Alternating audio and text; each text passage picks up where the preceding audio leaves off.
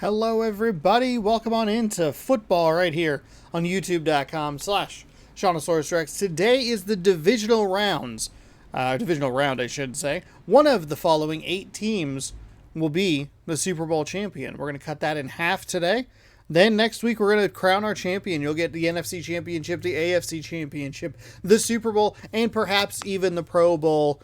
If I feel up to it. Last time I did the Pro Bowl, I ended up talking to my mom off camera for like the entirety of it. So we'll see what happens on that end. I'll probably throw it in there just for fun. Maybe I won't even worry about commentating it. I don't know. I think it's a fun season-ending thing, but whatever. Today, though, the focus is on these 4 games. We have the 49ers, we have the Cowboys, we have the Packers and the Falcons. On the AFC side, we have the Chargers and the Raiders. Another divisional matchup, and we have the Ravens taking on the Jaguars. Last time we started with the AFC, so we'll go ahead and just start with the NFC this time around. We'll start with the 49ers and the Cowboys. Let's jump on in here and watch some football. If you like this kind of content, if you want to see who wins it all, if you want to see what Madden 2004 looks like, because that's what's coming up next, you should be able to scroll down. No, you should scroll down, subscribe, ring that bell. You'll be notified when I post new videos. Next week, we'll crown a champion. Then we'll start Madden 2004 after the Super Bowl. Maybe there will be a week delay because that is Valentine's Day. Valentine's special video. I don't know. We'll probably just jump right into Madden 04. Who should we be watching today, Ron? Point is, we're doing all of that. I'd like to thank everybody so much. Thank you all so much for the day I'm recording this. We'll peek behind the curtain. Champ Bailey here is who we're looking at. I want to give the wide shot here. Just to thank you guys so much for the support. Wow, Tom Brady's on the Cowboys? Did we know that? Have we had the Dallas Cowboys on? I thought it was Brett Favre. Okay, Ron. Captains are in midfield. Now I'm confused. Are you telling me that somebody was able to draft Brett Favre and then draft Tom Brady in the early 2000s? That is absurd. Was it Houston that has it? It's all. We'll figure it out. We'll solve these mysteries. But I did want to thank you all so much for helping me hit 1,500 subscribers. Cross that mark today, January 27th, 2023. So there's a couple days between this video and when it goes up. We'll know who's playing in the Super Bowl by the time this video rolls around. I have no idea, so enjoy that. And just thank you so much for all the support. It means a lot to me. I very seriously want to double this number by the end of the year. I would love to see 3,000. We'll see what we can get. I feel like 2,000 and 2,500 are very attainable goals. I feel like 3,000 is a stretch. I think that is a good goal. Feels attainable, but not like the most attainable. But it all comes from you guys supporting, you fine folks, I should say, supporting this channel and watching the videos. This has been a terrifically consistent series from a view count standpoint, from a watch time standpoint. So thank you all so much for that. Hopefully everyone's enjoying it and having a good time with it. This is episode number 59 of this series that frankly, if I could be honest with you, we have a penalty already. It's going to be an offsides. I meant to do the penalty motion like that. Offsides though. I am a little surprised I've stuck with it for this long, but I've had so much fun doing it. It makes sense. Kind of. It's a 50-50 thing of like, I'm surprised we're at 60 episodes, but also I am not really surprised because it is something that interests me. I figured maybe there'd be some breaks in there. So, the Dallas Cowboys. Anyway, thank you for your support. Thank you so much. It means a lot to me. The Dallas Cowboys. Tom Brady. Keyshawn Johnson. I need to pull up some notes here because I was pretty sure that they had a different quarterback. Oh, you know what? They were in week number 1. They played Houston. That was one of the match games from Madden 2003 as well. NFL Fever 2003. It's going to be week 1, game number 3. I do think that reformatting it and doing just 3 games during the regular season really helps because it shaves a pretty good chunk of time off, so it doesn't feel like it's quite as like... Anyway. Defense needs to be more physical. This No, Tom Brady was on the Cowboys probably the entire time. Is Favre on the Houston? I can't believe I'm this confused. I mean, I guess I kind of can. That's not a good-looking shirt on me. Sure, that looks like a shirt I've had a little too long. Okay, Tom Brady's been on the Cowboys since week number 1, and I totally forgot about it. I don't think the NFC East has been remarkably competitive. Oh, look, there he is. There's his picture. Starting offense, Tom Brady. Okay.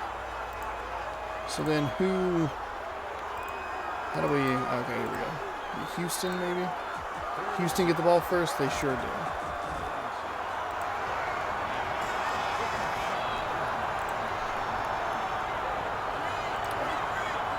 Anyway, the Dallas Cowboys, I would say would be Super Bowl favorites in there. Here's a good reason why. That's a touchdown. That's Brady to Keyshawn Johnson. His first reception of the game goes for 57 and a touchdown.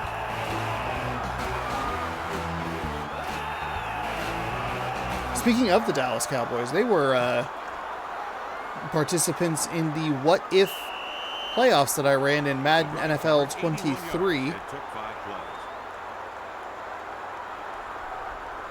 So you can see how they did. That was a popular series as well. Especially the last one, which gets near 400 views, which is pretty high. Pretty high for my channel.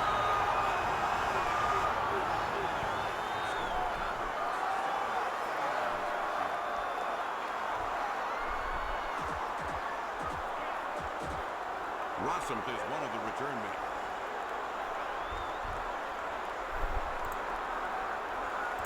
It's kicked. Great. Anyway, thanks everybody for the support.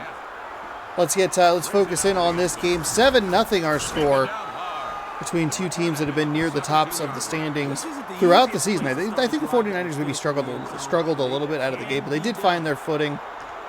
And they have been a force to be reckoned with. They beat the New York Giants last week. I guess I should have probably gone over the scores, but I didn't, and here we are.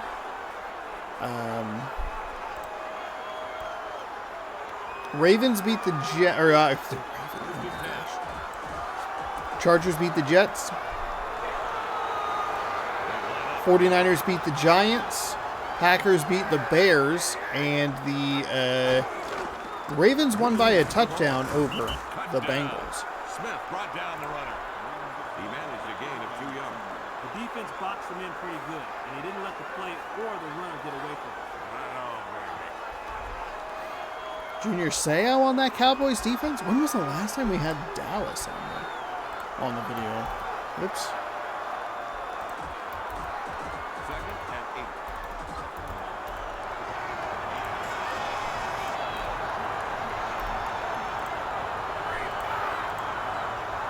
8. Could not find Dallas. I think we may have literally had them in week number 1. Well, here, hold on. You can search. Cowboys? Playoffs. We may have literally watched the Dallas Cowboys once this season. Wow. There are 2 running backs behind the quarterback. Glenn wide left. That's actually very surprising to me. That explains why I would be that shocked to see to see Tom Brady as the starting quarterback of the Dallas Cowboys. Because we saw them in week number 1, and I probably promptly forgot about it. So 4th down and 3 here for the 49ers on their opening drive. They are still alive in the NFC in real life. I'm going my picks, Eagles, Bengals. I think I've been consistent with that. And he's got it. Great kick that time. Great net. Kyle Richardson, 47-yard punt.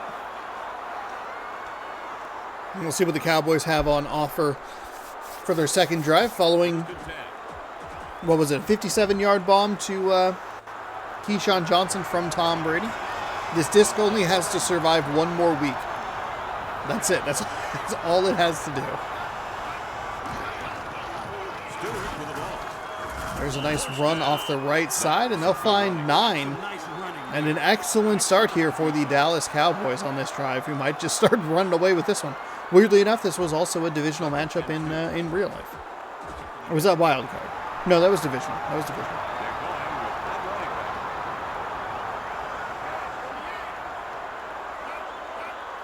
back. We're going to get the XFL back after the football season's all done.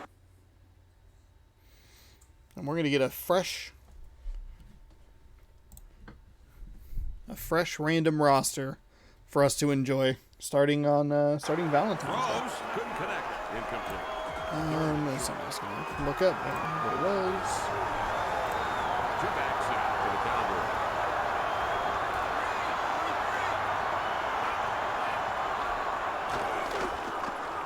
Tom Brady rolls to his right, stops, waits, rolls around some more, fires over the middle, and it's going to be deflected and incomplete.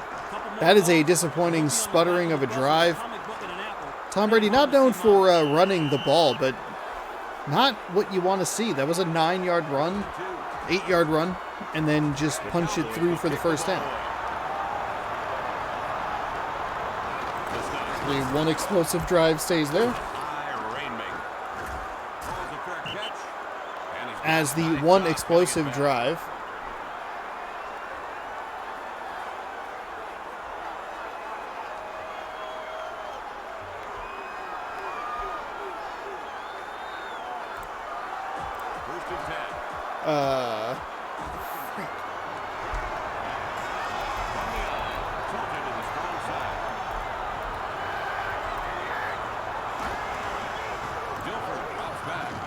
Dilfer drops back and fires a pass that loses 4 yards.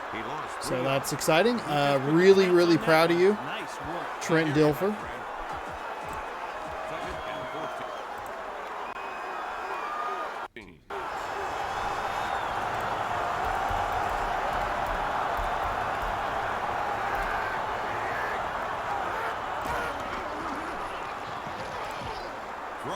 Dilfer fires to the right side. That's a nice completion there. Up past the 30, and that should be a first down for San Francisco. Looking to get back into us. What was that, Niall Davenport? No. Niall Diggs. Nigel Davenport? I can't remember. I think he played for the Packers around this time. Number and name look familiar.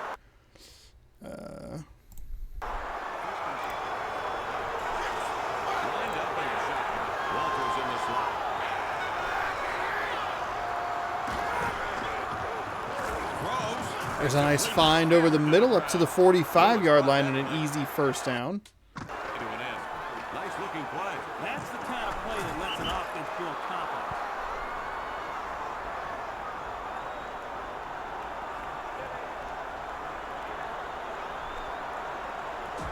First and 10.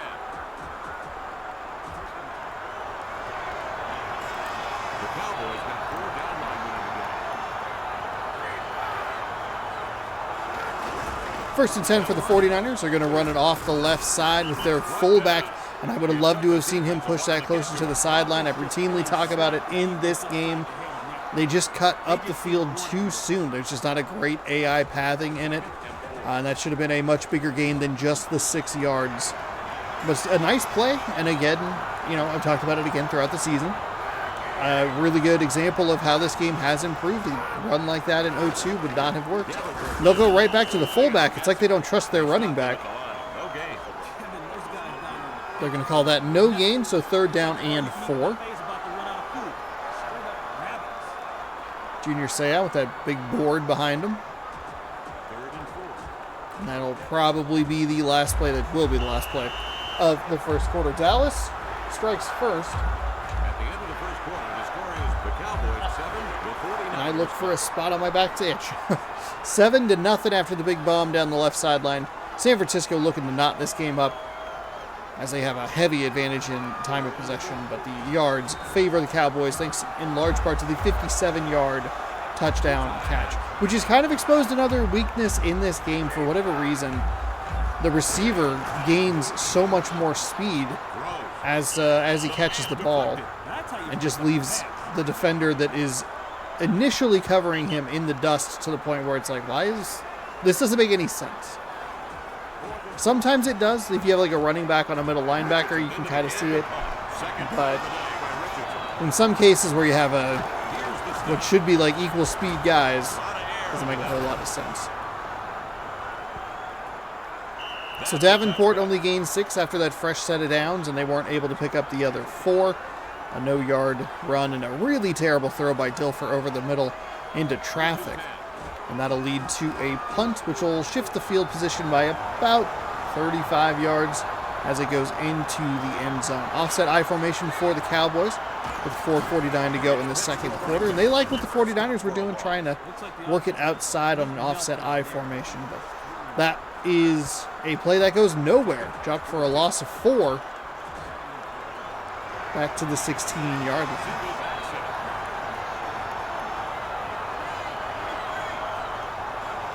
You know who Brett Favre played for, by the way? It was the Colts. That's who it was. Pass got deflected. I believe that is who they highlighted in the intro. Champ Bailey blocking Tom Brady. Tom Brady might be going to the Raiders, maybe? Question mark.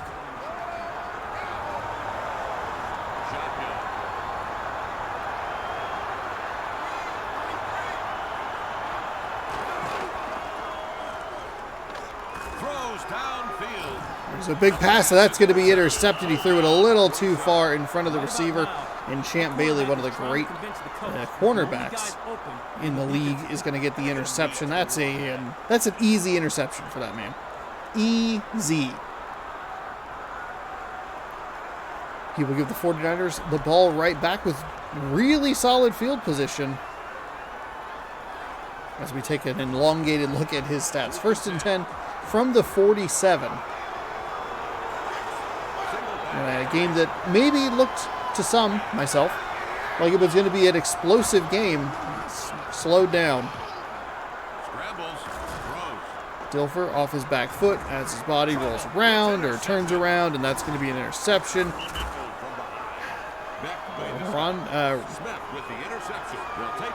Ronell Smith. Bad choice there.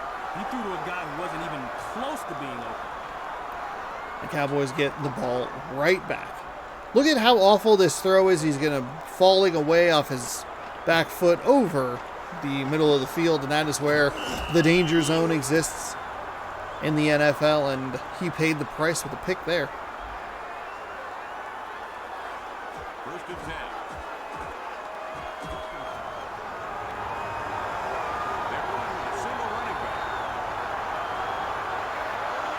So after 2 interceptions, the Cowboys have the ball back at the 44-yard line, and he almost threw it right back to the 49ers, as the receiver did not get turned around in time, and a really good positioning by the San Francisco defender to put himself in a position to at least bat the ball away.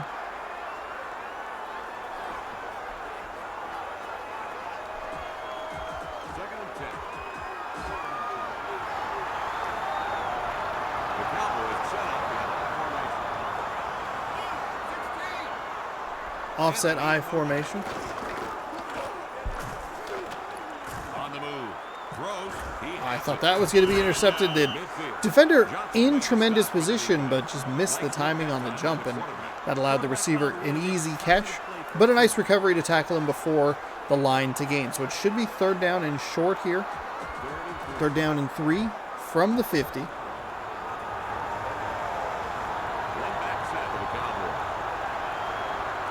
Oh, speaking of things that I don't know about yet, before this video posts, oh, nicely done. A couple of beautiful moves and then one extra hit to the L button to push himself out of bounds. That is a nice run all the way down to the 39-yard line. That's where 1st and 10 will set up. MLB The Show 22, or 23, I guess, is doing their cover reveal Monday at noon, which is about... That should have been a pick. What is happening? Why are these quarterbacks so bad? It's like I said, Super Bowl favorite, and Tom Brady just forgot how to throw a football. The Cowboys from a single back set.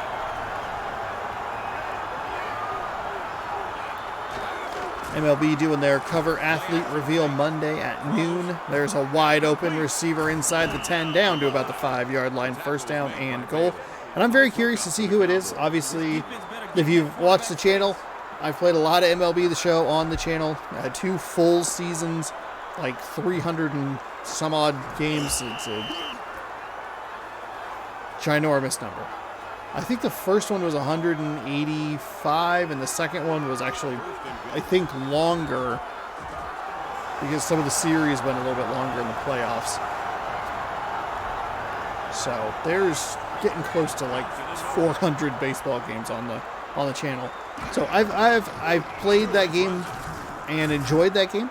Touchdown Cowboys for James Stewart, and I'm curious to see who the cover star will be. They've kind of used some of their bigger faces of the MLB over the last couple of years. At first, I was like, "Oh, Aaron Judge," and I was like, "Well, he was on the show 18." And then you have, okay, well, Shohei Ohtani, well, he was just on the cover. Fernando Tatis was on the cover before that. Bryce Harper's been on the cover recently as well.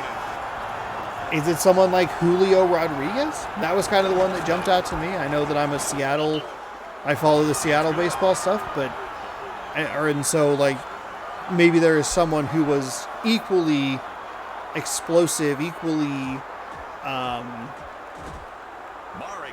like surprising, or equally a jump into the front lines of baseball excitement or whatever. He was my first thought. I just wasn't sure if there was anybody else that could have fit that bill. I mean, Jordan Alvarez, maybe.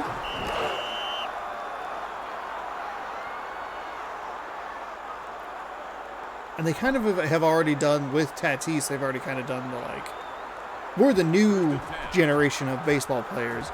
If you don't like it, too bad, sort of thing. That was the intro for 21, excuse me, with the let the boys be boys thing. Pass incomplete.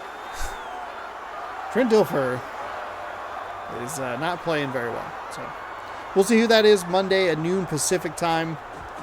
If I can stay blind enough, I might do a reaction video and throw that up there, just out of curiosity. But not everything has to be content, but simultaneously everything is content. Somehow that was not a catch. That was a really weirdly thrown ball. There were 2 receivers kind of in the same general area. There was an extra defender there, and then number 89 just could not come up with it.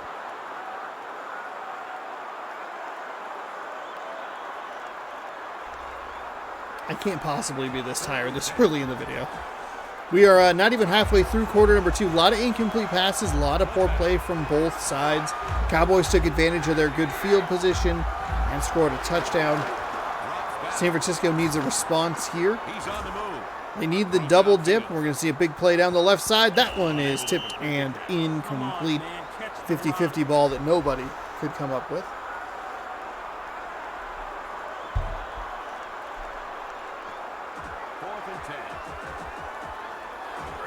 Set to put the ball up. Richardson averaging nearly 50 yards per kick in this one. Kyle Richardson, 4th down and 10. He got all of that one. Calls for the fair catch. Be fair caught at the 35, and the Cowboys will come back onto the field.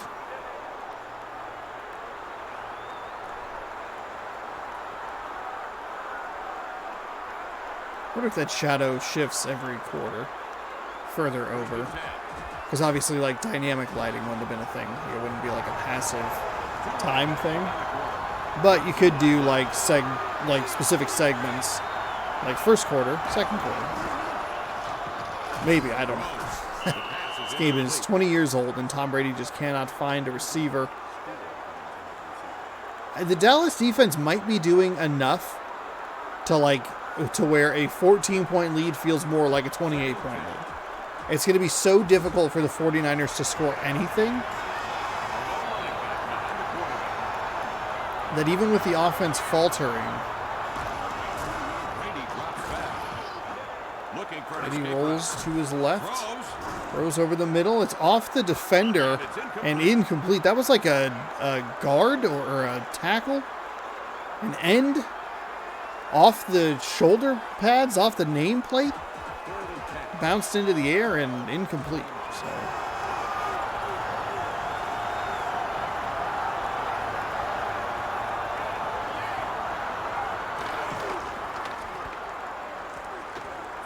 Brady throws toward the sideline, finds a man up past the 45, and that is a nice completion and conversion on 3rd down and long. Enough time in the pocket, was decisive in his throw, and a very nicely thrown ball there toward the sideline. 1st and 10 for the Cowboys coming up.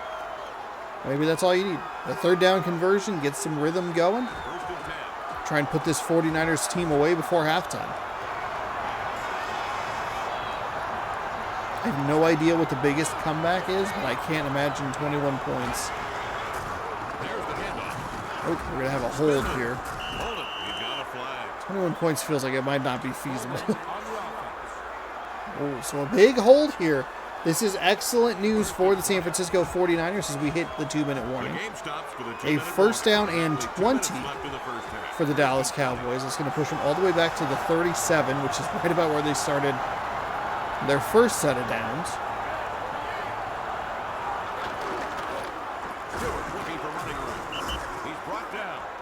Blocks weren't really held very well there on the outside. He'll gain a couple. This is what you expect to see. Under 2 minutes to go. Just run the ball. You're in your own territory. The quarterback's already made a mistake. We don't need to give San Francisco, a chance to chance to score points. The Cowboys be going with split backs on this play. Sends a man in motion. There's a marker on. Do we have a false start here? Are we getting a false start? We are. They're now further back than where they originally started. It's going to be 2nd down and 24 from the 33-yard line.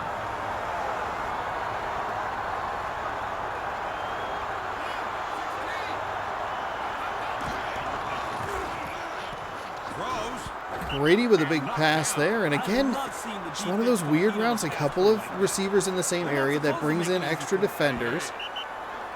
It makes for a high likelihood of a tipped pass breakup.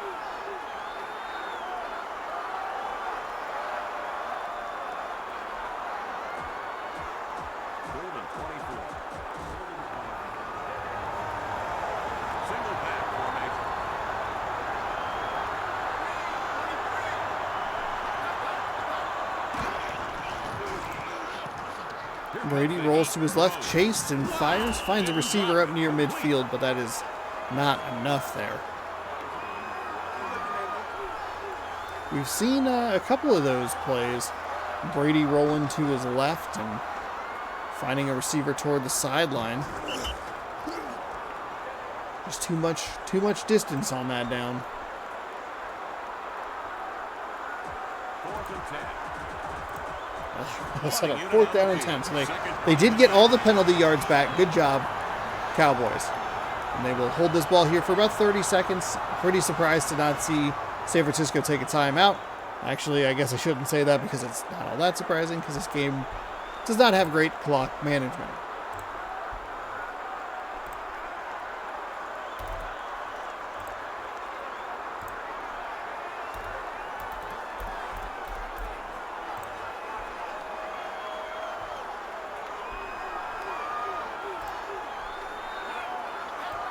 Here's the snap. He puts his foot to the ball.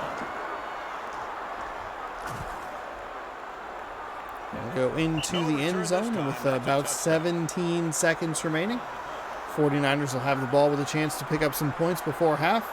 I doubt it. 1st and 10. They're going with a single running back.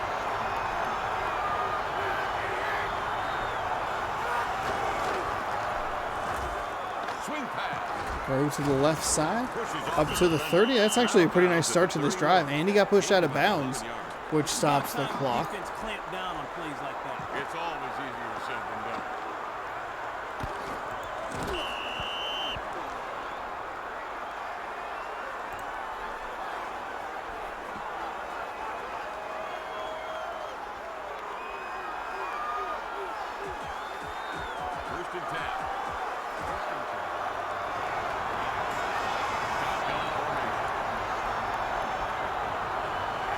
So 1st and 10 from the 31-yard line. I have cords everywhere, just lightly tapping my legs or feet and making me all itchy and tickly. Oh, a big bomb down the right side. He is going to be free and clear. Oh, except for that. They did a great job. Oh, they're going to run out of time because they got a timeout in.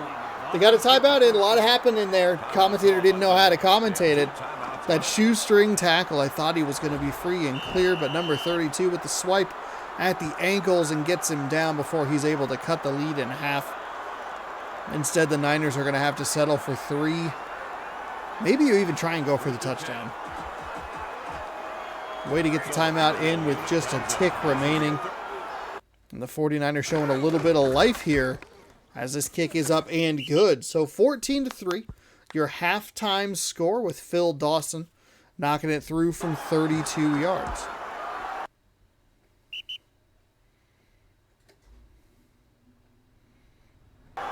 He kicked it straight and true. It's good. He made that look easy. Nice play. The drive covered 64 yards and took 3 plays. We've reached halftime. That is with the score. end of Cowboys half number 14, 1. The 49ers 3.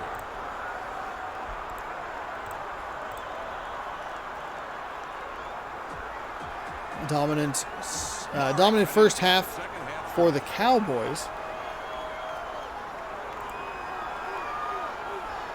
There goes the ball. Deep hit. Glenn hauls it in. That'll be returned 2 yards deep in the end zone, up to the 10, 15-20. He'll try and slither out of a tackle or try to make a break for that hole, but he can't quite get there. He'll be taken down to the 24-yard line.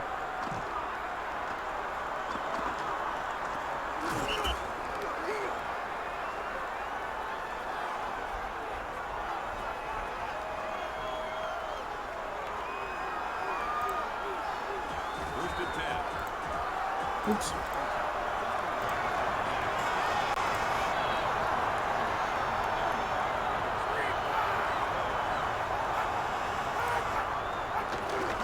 So split backs here for the 49ers, looking to get back into this game. He's going to try and turn it upfield, but a step too wide. And he'll be stopped short of the 30 by his own inability to turn on a dime. More like turning on a $half. He took an extra step toward the sideline that he did not need to make. So it'll be a gain of 3 at the 27.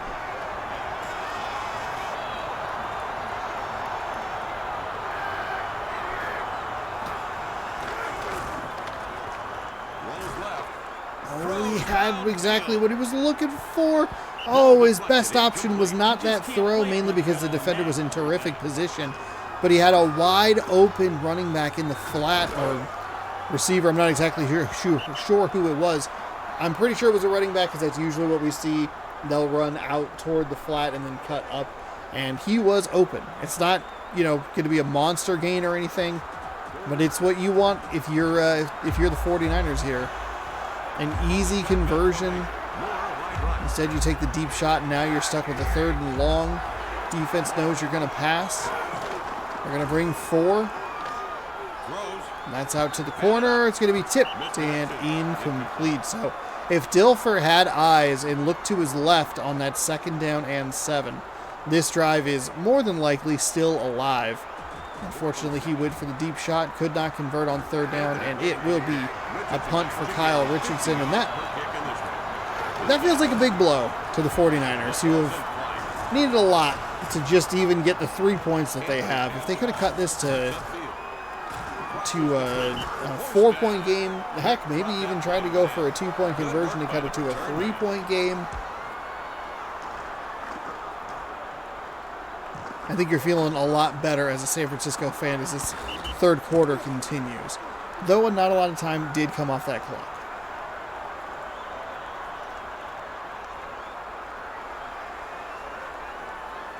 First and 10.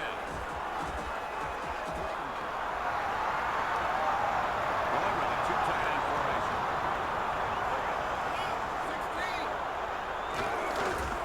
It's a 1st and 10, pitch. pitch to the left side, well blocked by the Cowboys out on the edge. That's going to go for a gain of about 12 out past that 45-yard line. 74, I don't think it got where they wanted it to, but still, a terrific run on 1st down. First and 10.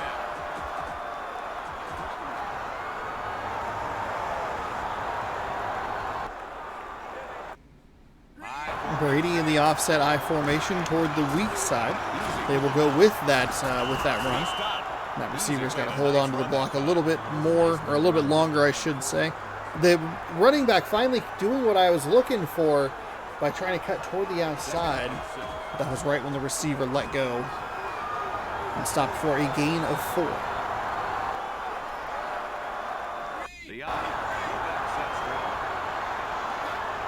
Another offset I formation. Brady drops back. They bring a little bit extra pressure.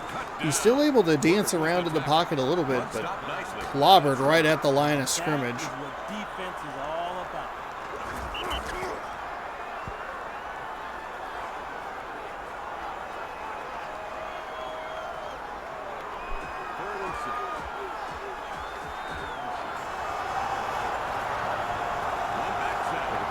That was a weird glitch. That was a very odd glitch. The character model was frozen, but the play clock and the scoreboard came up just fine.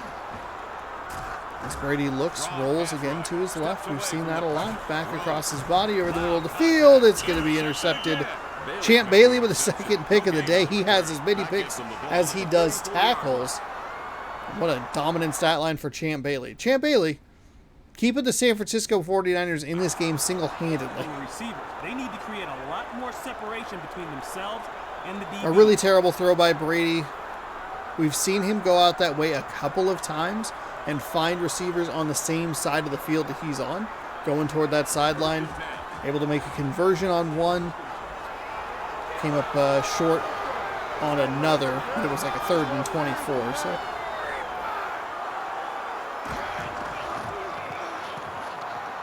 Dilfer leads the 49ers back out on the field, and he will do what Brady did, rolled to his left, but he threw to the correct side of the field, which was the side he was rolling to. Still not a great throw. Didn't look like he was able to get enough mustard on it, and it falls to the turf after a deflection by a Cowboys defender. 2nd down and 10.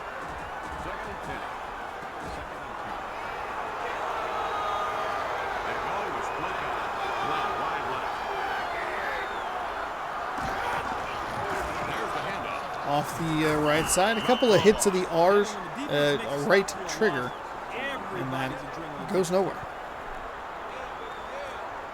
49ers doing so little with these gifts from Champ Bailey. 3rd and 13.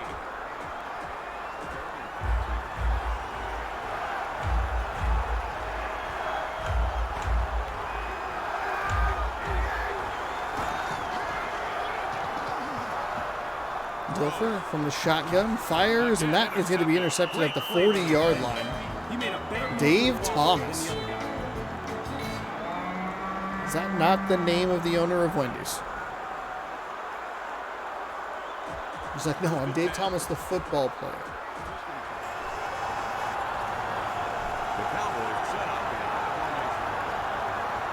So 1st and 10. We've had 2 interceptions on each quarterback. I formation. We go with the fullback up the field for a yard. They couldn't make a dent in the defense that time. There was nothing for the running back there. 2nd and 10.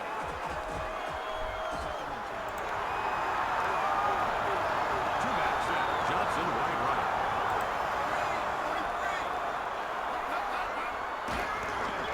Drops back. Throws. It's complete. Throws to the right side. That's a nice gain down to the 32-yard line. It'll be 3rd down and short.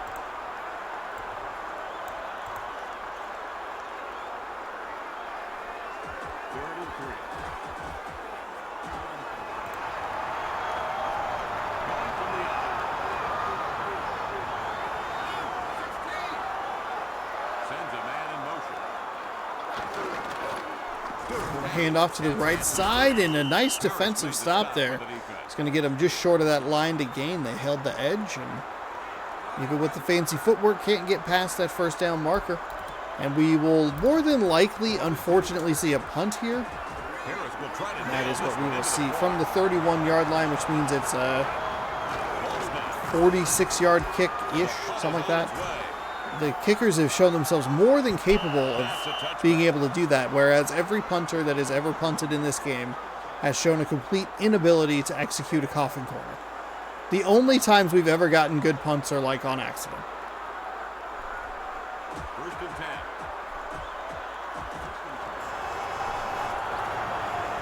The 49ers from a single back set.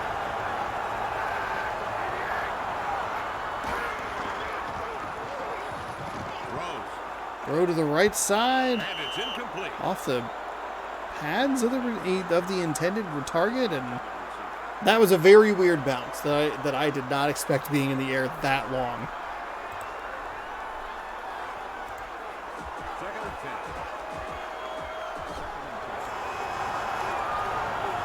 They're going with one running back.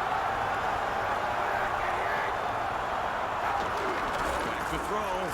Throws. Dilfer, there you go. There's the find you're looking for. Good mileage on It's that. a nice, easy completion. Nice, quiet Nepal over there. Didn't actually, on second look, did not look like the completion was that easy. But still, a wide open receiver. Good play design to get him open. Hit those small pickups. Just like that, you're up to the 36-yard line. A score here, I think you go for 2. A field goal doesn't doom you. Drops. Throws. That's complete. Tackle made. A gain of 2 yards. That looked weird. That looked funny.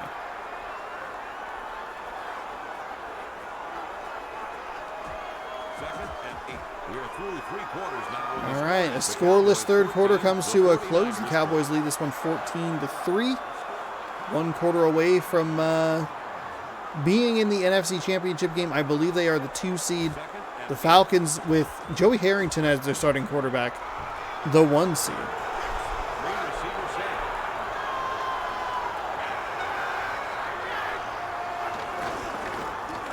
Throws. That one is incomplete. That'll be an incomplete pass from San Francisco.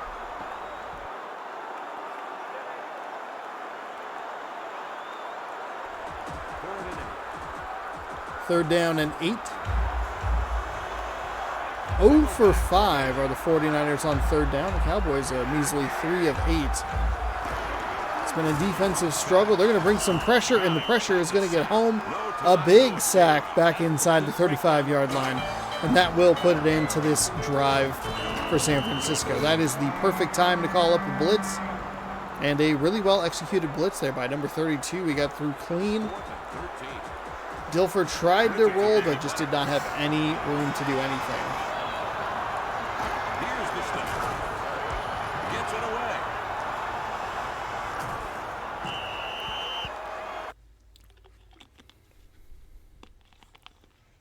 Calling for the fair catch, and he hauls it in at the 18-yard line. Well, got what he wanted on that catch.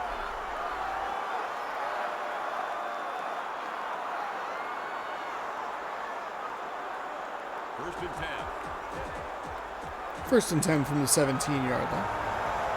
From the out.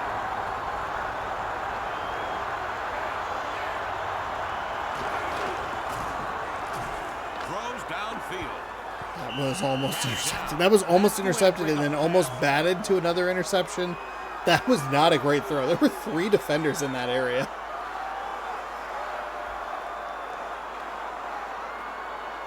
Second and 10.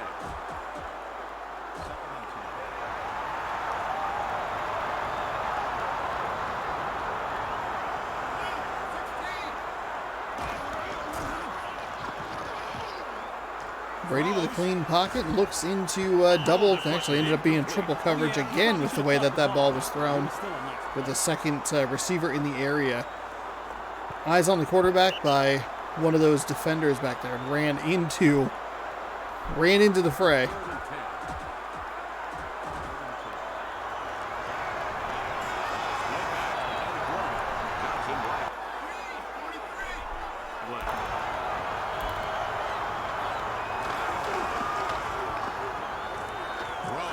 There's a throw over the middle, not nearly enough for the first down, and San Francisco's defense will force a 3-and-out, a quick 3-and-out, and give their offense a chance to get some points on the board. You got to come away with at least a field goal.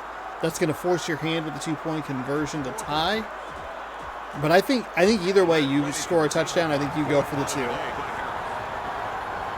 especially with the way San Francisco's been playing. They have not been in the red zone consistently. You got to give yourself every opportunity to give yourself as short a field as possible to get a field goal that could theoretically tie the game.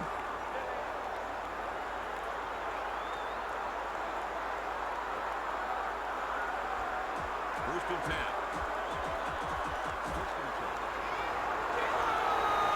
They're going with one running back.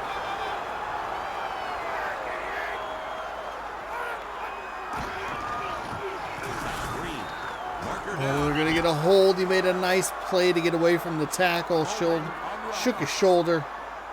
And that is a 10-yard holding penalty. Back to the 22-yard line. Oh, uh-oh.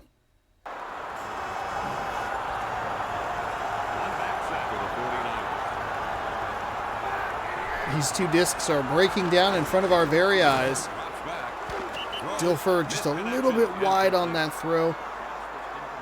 Probably felt that pressure coming off the right side. Another good pressure call there by the D coordinator for the Dallas Cowboys. And you can tell how slow and how sloggy this game has been.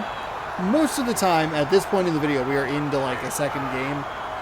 This one we still have over half of a quarter to go. Dilfer's going to roll to his right. He's going to roll into pressure. He's throwing off his back foot. The receiver has a beat on it. But it is incomplete. Too much air. The defender had a time to get in the area. And that will, I think that'll do it for this drive. It's been a disaster. Unless it's now 3rd down and 20. It is 3rd down and 20. I forget you replay 1st down.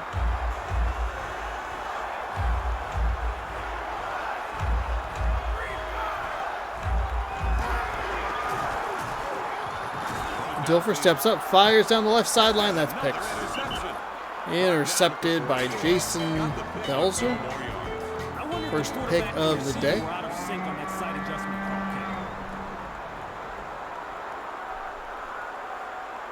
Ideally, the Cowboys would salt the game away with the run game and just start milking that clock. Milking it for all it's worth. Single back set. They will do actually. They'll actually do that. James Stewart goes up the middle for about 6. 2nd down and 4. An effective run for the offense. They did some damage on that play.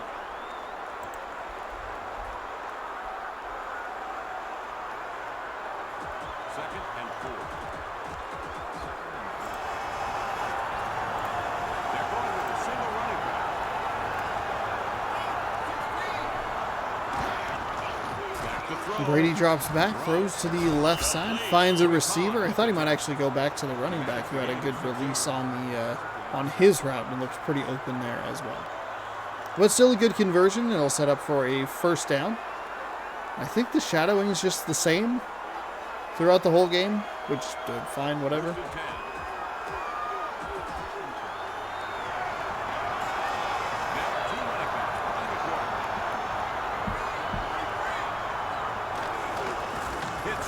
Pitch to the left side, and you'll see a spin move to the left and down inside the 40. That's a solid gain.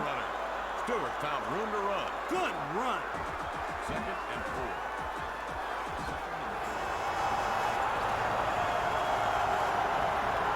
4. You know, I said that the Cowboys would be probably a Super Bowl favorite with Tom Brady, but I don't know. They do not look good here. 2nd down and 9 following the false start penalty. Are we going to get the 2-minute warning there as well, or are we getting another 2-minute warning? What's going on? 5 penalties in this game, which is a lot for NFL fever. Single back set. We're going to go with a pass. Throws toward the sideline. Nice little rainbow throw. And the time of possession grossly in favor of the Dallas Cowboys. They look good on that opening drive. They were able to take advantage of a short field, but that's about it. This 49ers defense shouldn't be overlooked. Champ Bailey, couple of picks in this one, and they've done a good job at least keeping their team in the game with a chance. You need a touchdown, 2-point conversion, and a field goal to tie. served it up, Kevin. But they gave you more than enough opportunities, and you've had more than enough time to get back into this game. You're just not able to do it. I keep throwing the word being in there, and it's throwing me off. Split backs. Holmes tries to go to the left side, but nothing doing. Stopped at the line of scrimmage. So a timeout here from San Francisco, so we'll start kind of hitting the A button to help this game along.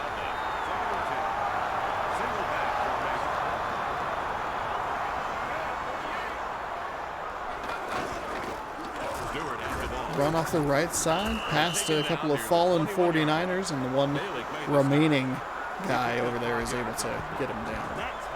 3rd down and 5. The Cowboys can do something interesting here. They can run this clock down to about a minute. Oh, just kidding. I forgot they call a timeout. My apologies.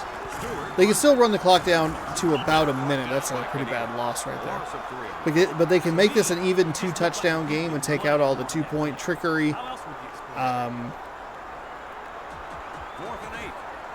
Which feels like an unbelievably insurmountable lead. They're actually going to take this clock all the way down to about 44 seconds. The Cowboys will attempt the field goal. 20 seconds to go. Weirdly enough, the scoreboard and the play clock on the screen are ahead by about a half second. Now it's about a second of the play clock and game clock embedded in the stadium. So the field goal is good, and Alindo Mare is 1 for 1 from 41 yards. For some reason, that's about as far as you see them kick field goals, the 27-yard line or whatever it was.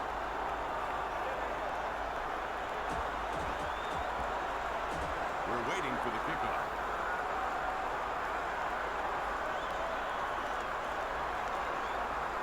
He steps into it. Big kick.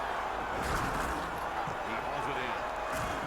5 yards deep into the end zone for the Cowboys, or for the 49ers. He's going to shimmy and shake his way to a big return here. Oh, the 49ers actually might have some life, except for they're all at the timeouts. They're going to need an onside kick recovery. That's a kickoff return for a touchdown for Terry Glenn. 3 returns, along of 104. Averaging 50.3 after that huge run back.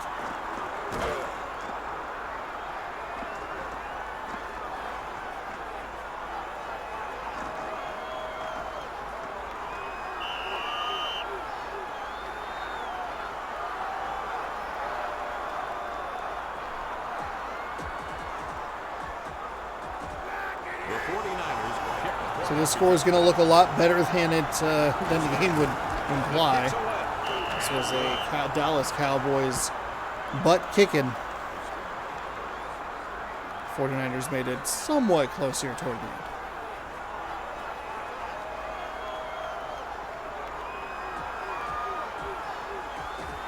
The 49ers have got to get the ball back. They'll try the outside kick. There's the dribble. Oh, he was right off the legs. Not a terrible kick.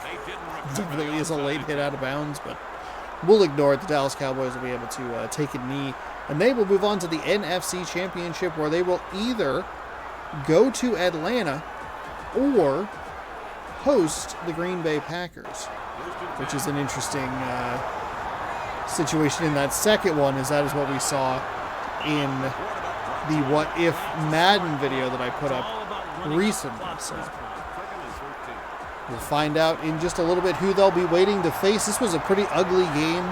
The quarterbacks both made poor decisions pretty routinely. They just cost the 49ers more than the Cowboys. And yeah, the big bomb and the good field position got Dallas out to a 14-0 lead, and with the way that defense played, that was more than enough. As the 49ers had one kind of lucky field goal, which I guess if they had maybe scored that touchdown, it would have been 17-10. They still would have needed the onside kick. Randall Smith, he is your, or Renal Smith, I believe. I apologize. Your player of the game. Dill for one of his 2 or maybe even 3 interceptions thrown on the day.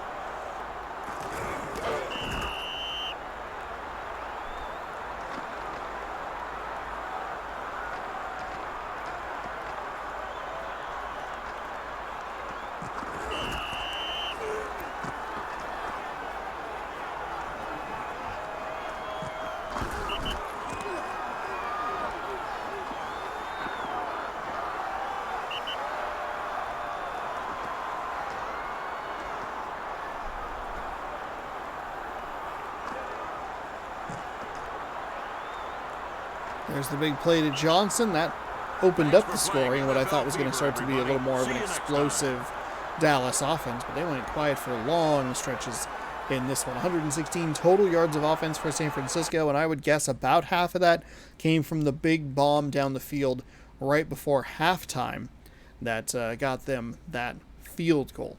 So we are going to go to Chargers Raiders. We're going to Oakland. Oakland is the #1 seed, and I believe had the best record in the NFL.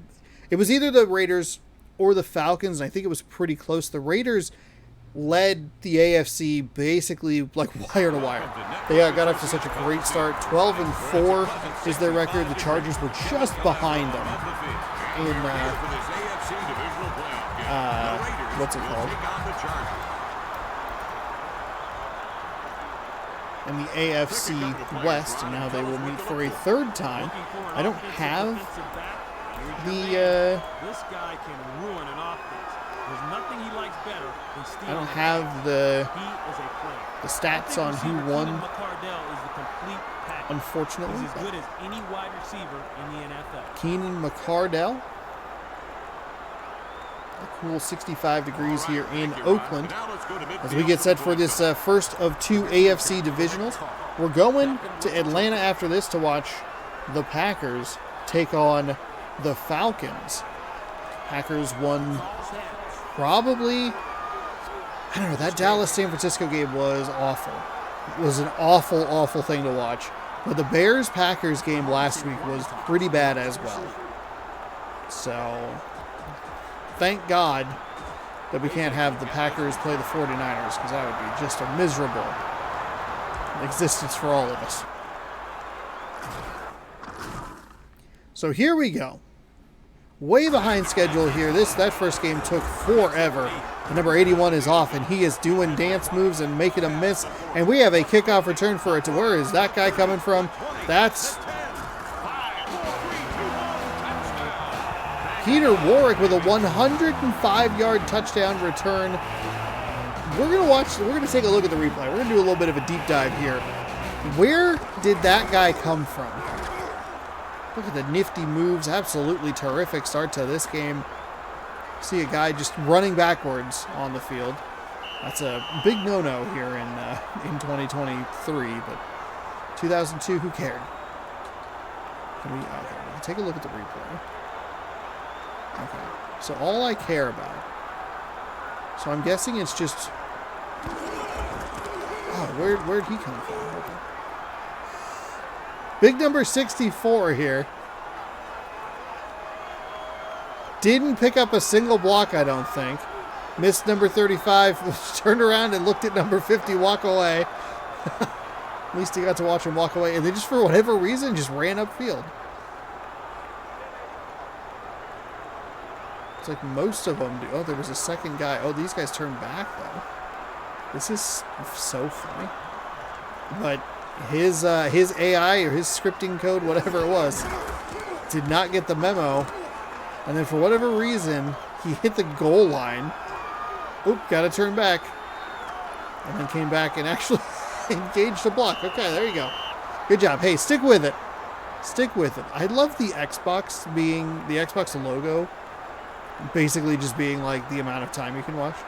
I love this. It goes right here. Oh, hide. Whoop, whoop, oh. Well, all of this has gone wrong, but then clearly the game goes, okay, now the receiver has the ball, turn forward, and just go. An exciting start to this one. I'm so glad he went up that right side. Could you imagine if he went up the left side and we never knew? We never knew. So the Oakland Raiders, who we might even see the offense for after this extra point. And there it is. Mark Brunell, Ricky Watters, Keenan McCardell. We didn't even get to see these guys in action.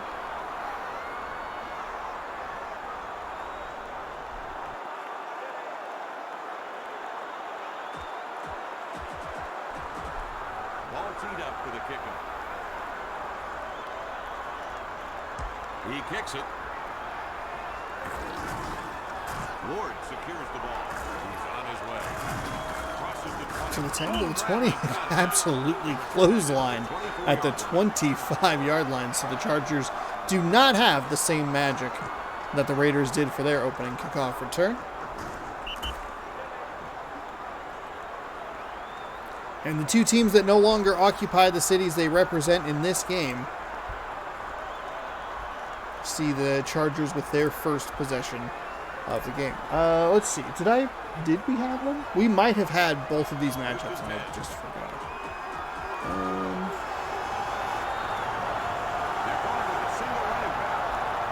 Oakland at San Diego, I think would have been week 14. So run off to the right side. Didn't really gain a whole lot. Congratulations to me for not understanding how a camera works.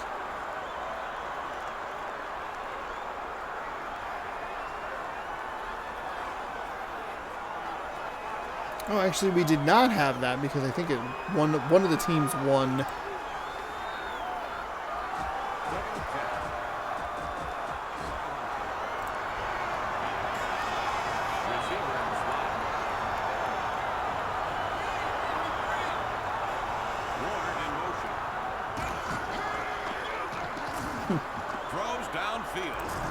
Oh, there's a big find. Oh my goodness, we're getting explosive plays on both sides. Touchdown, Chargers. Are you kidding me? Alvis Whitted. That was fantastic. Just a great way to put points on the board. One reception, 75 yards, and a touchdown. Rich Gannon flying down the field. Beautiful catch, well in front of everybody. And that is an easy 6. We're off to an exciting start here in Oakland. 7-7. They got a lot of mileage out of those two plays. Inside of the first minute. This is going to be the longest video. There's the stop. He steps into that ties this game up.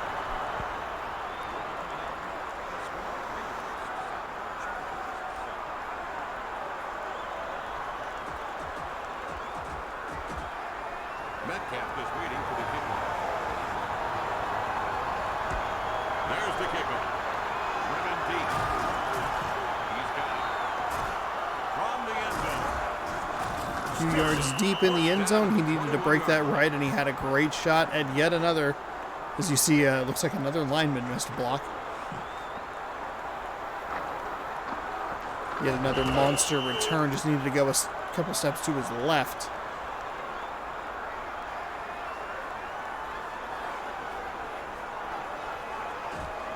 First and 10.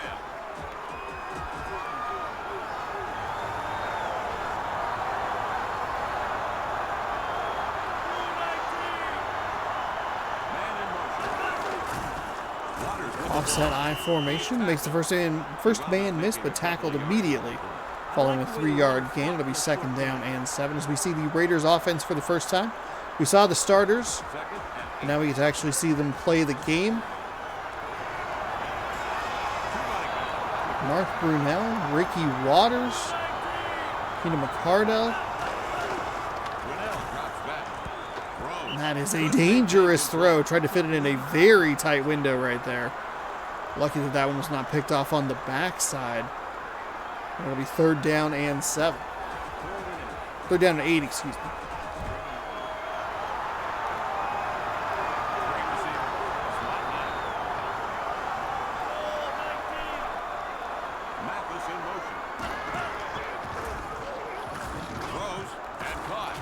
There's a nice throw, and he gets away from the defender. He initiates contact and gets taken down after a huge 41-yard gain, and I know that because that was Mark Brunell's first completion of the game. Mark Brunell left-handed out of the University of Washington. For some reason, ran into number 36.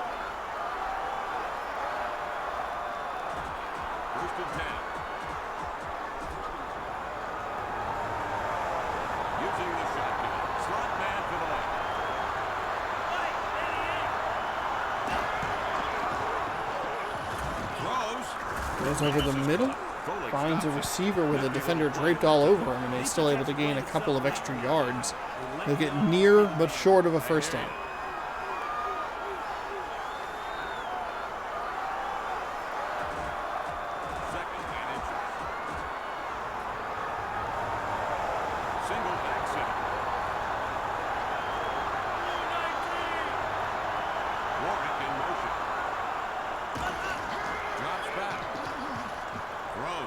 Brunel, that's an easy bat down there for the San Diego defender.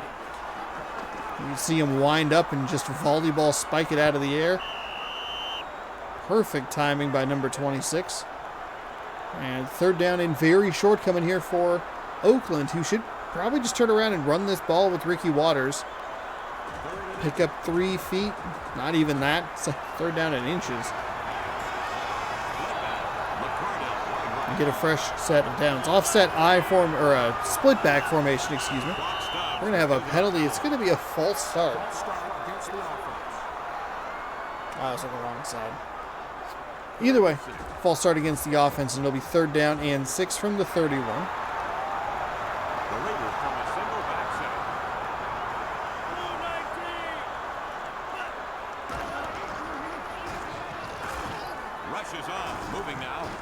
There's a nice find by Brunel. Tried to go for the tight window earlier in this and got rejected, but went back to a small target zone a second time, and that is a conversion for a first down. So the Raiders drive still alive. And this drive is taking a while here. We're at about 2 minutes on this one, which makes your host very happy that this clock is starting to tick away. After the exciting first minute of this game and the absolute drudge of the last game. Just watching two teams throw incomplete pass after incomplete pass. Ugh.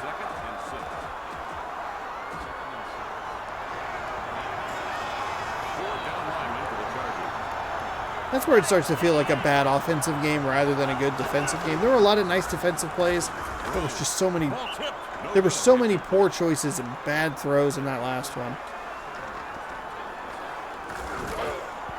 Brunel hit the top of his drop and released it to a diving receiver who could not come up with it.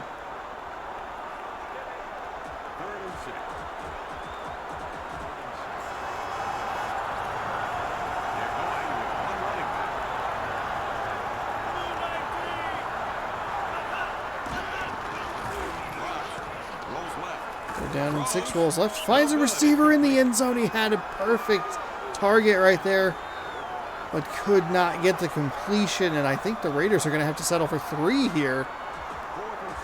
4th down and 6 from the 12. That is not how you want a big, long 2.5-minute drive to end. That is exactly what happens here for Oakland. 4th and 6, the kick is up, the kick is good.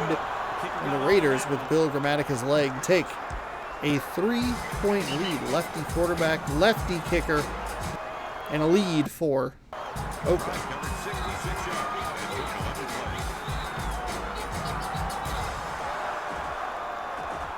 Grammatica will get this one started. He steps into it. He got all of it. He's caught. Brings it out of the end zone. Brought down. The return ended at the 20-yard line.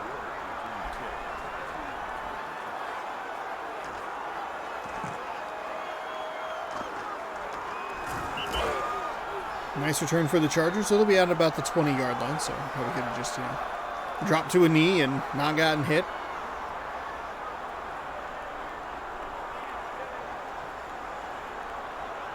First and 10.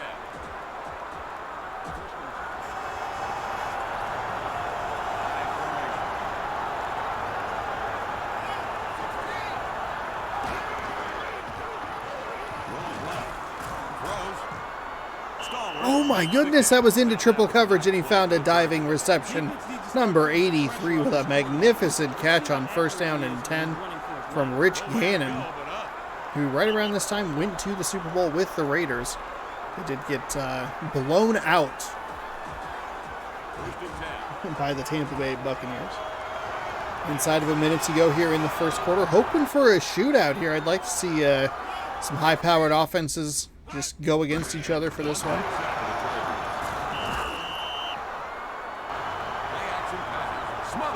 That was a tremendous defensive call there. They sent an extra blitzer, or an extra pressure defender. He got through, and it was a play-action pass. And then by the time Gannon hit the top of his drop, it was too late. He was dropped for a big loss, 2nd and long. And as soon as I make one comment about, hey, what about 2 big explosive offenses, we see an explosive defensive play, forcing a 2nd down and 18.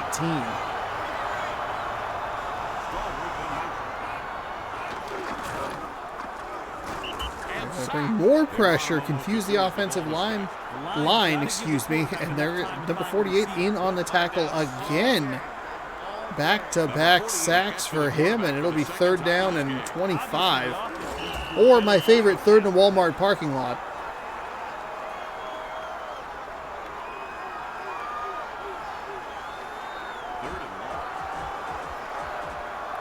Third and 23. And that'll be the first play of the second quarter. An explosive first minute. Gave each team a touchdown, but the Raiders took a long drive down for 3.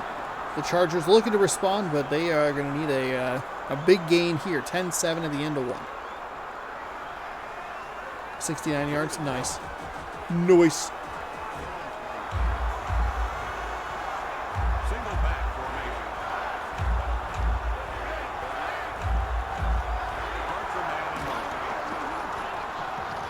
Throws downfield. Big throw down the left side. Diving. Attempted an interception, but it's just off the hands and incomplete.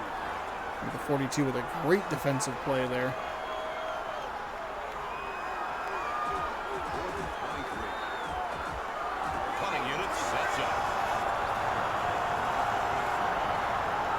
So 4th down and 23 after the incomplete pass, and a pretty good play and good protection.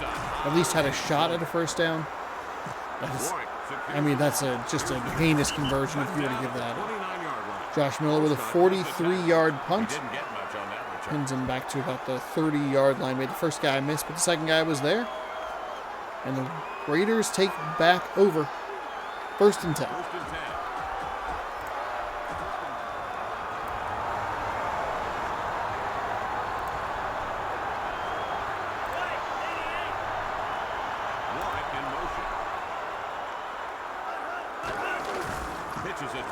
Pitch to the left side, and a nice job by the San Diego Chargers to send some extra pressure, take advantage of the pitch play, stay disciplined, and force a loss of 6.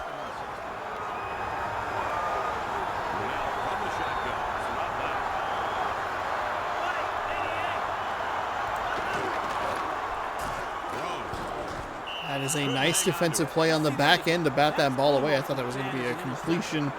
Maybe not a first down necessarily, but at least a much easier down and distance on 3rd down.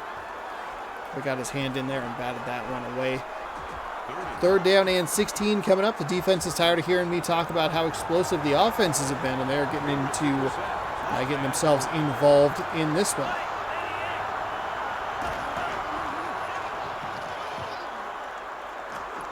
Brunell rolls, fires, and he'll fire short, well short of the first down.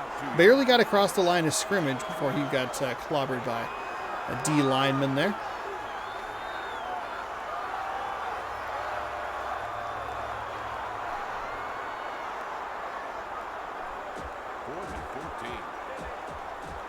The Raiders will kick the ball off.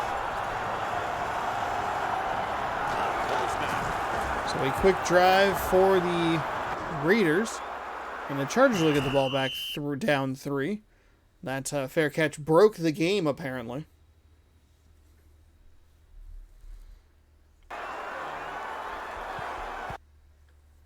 John Jett with a 50-yard bomb.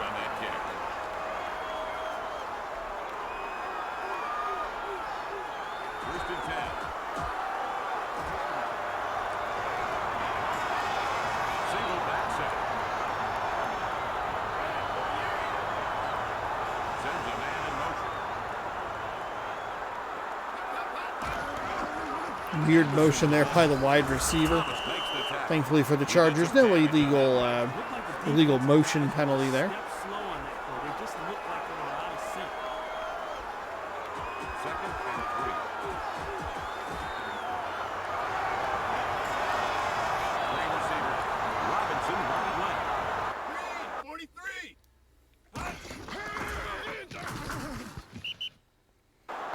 Nothing doing for the Chargers there as the incomplete pass. I think it's going to kill that drive and bring up 4th down. Am I going to have to restart this game, turn it off, turn it on, get the algorithm back into function here? I'd like completed passes. It's actually 3rd down and 3 as we take a look at Stallworth. There's a nice run for just enough for a first down, I would guess. He might get a measurement here. I like that. First and 10. Mike Allstott does indeed get enough. 1st and 10 from the 34-yard line.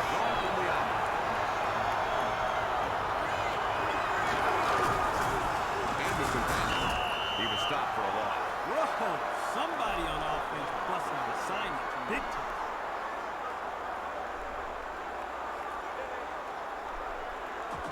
Second and 13. The Chargers get going with split backs on this play. Stallworth wide left. It's a handoff. Try another handoff. So the first handoff on this fresh set of downs, lost 3. They went with another handoff, and that goes for no gain. And just like that, it's a 3rd and long. 3rd and 13.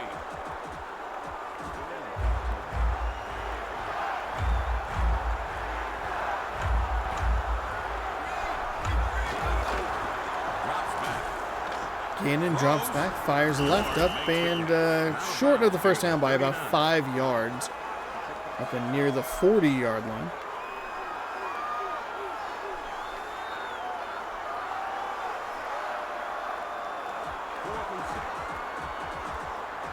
The Chargers can punt formation. Second punt of the day by Miller. The snap. He got all of that.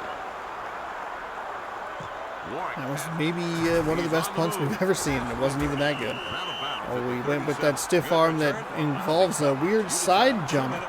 Stepped out of bounds and cut his return short. Spiraling kick toward the left corner.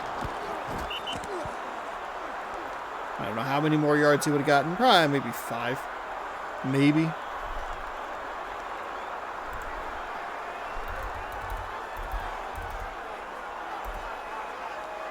First and 10.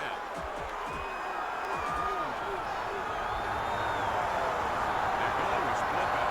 Mathis wide right. Drops back. Throws.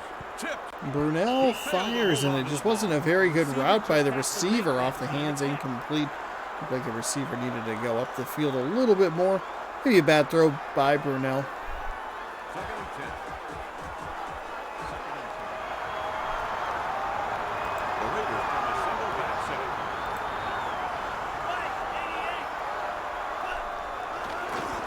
Drops back. Dumps it off short. The pass was completed, but they lost. I mean, hey, it keeps the clock moving, but a terrible throw.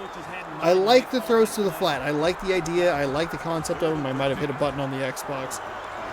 We got to give them time to get outside and get up. The throws that are immediate, that aren't screens where you just throw right to them, those end up in losses more often than not. 3rd down and 13. Has a man with a step on his defender and finds him inside the 40-yard line, and a first down on a 3rd and 13 conversion right there.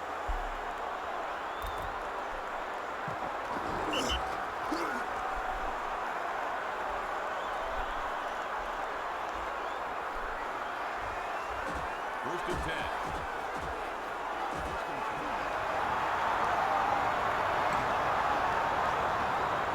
60 seconds to go here in half number 1. There's a nice find over the middle down toward the 30-yard line, maybe right at the 30-yard line. An explosive third quarter has given way to a defensive second quarter. We'll see what the second half has in store for us as we punch our first ticket to the AFC title game on the, I was going to say on the AFC side, but I realized that I'd already used AFC and I had spoken too much. We'll head into Atlanta after this, and then we'll be back in the AFC for a game, Baltimore and somebody. Short game, but enough to move the chain. Nothing pretty there, but he picked up the first down. So you've got to say that was a nice run. The Raiders have called a timeout. They have 2 timeouts left. First and 10.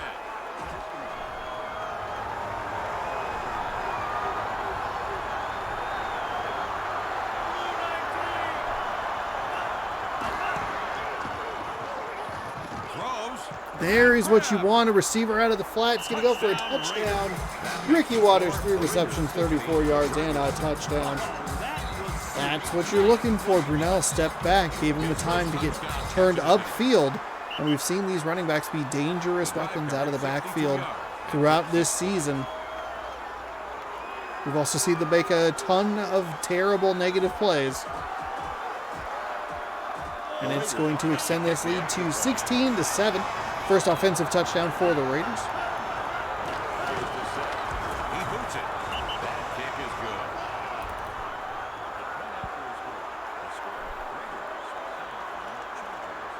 What, 16 seconds to go here in the first half?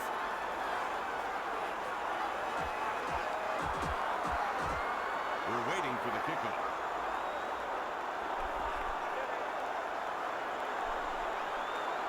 There goes the ball. Blasted high and deep. And no Wow. return this time. That was such a good kick, it wasn't even returnable. Start at the 20. Wow. Whoa. First and 10.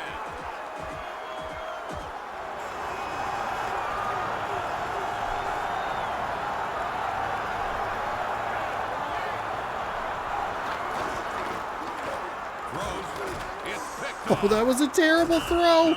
Oh my goodness, what was an awful throw. Warwick Holdman just stepped. I don't even think he moved. Let's see if they show a replay here.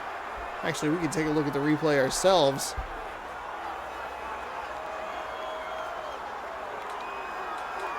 Replay here, Gannon drops back. Yeah, he didn't move. He sat in his zone. Gannon basically hit the top of his drop pass. I think he was going for 83. I guess he moved a step. Read that beautifully, and that's an easy pick. 12 seconds to go. We should just see the field goal attempt right off the bat. In real life, you probably see a couple of shots at the end zone, but this game's going to play it safe, and the San Diego Chargers gift the Oakland Raiders a free 3 points after a terrible decision to throw that ball. That was going to be a bad throw regardless. Obviously, interception, worst result you could look for or ask for. But even if that's a completion, he's going to get maybe 4 yards. You're just going to run out of time. You're not even really taking much of a chance.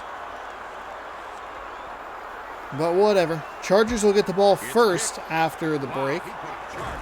And again, just a monster kick from, was it Gramatica back there? Oh, good job by the coverage team to force him back inside the numbers. Take it to the defense. For this field position, they need to control the line of scrimmage. So first and 10.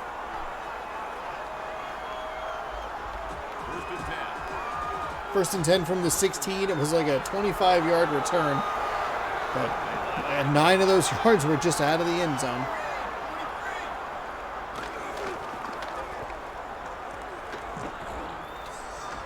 Oh my goodness! Oh my goodness! The Raiders with 2 interceptions. 2 consecutive interceptions. Led to a field goal. Gonna lead to a pick 6 or an interception touchdown as we call them here. And that is just doom. It was a 17-7 reasonable game. And then they gave up 13 free points, or 10 free points, excuse me, to make it a 27-7 game. And the Raiders in full control of this one. That is an unbelievable turn of events. And for the third time in about 45 seconds, we're going to see another kickoff. How far is this one going to go? I was going to get up and get some water, but I forgot there was 1 second left.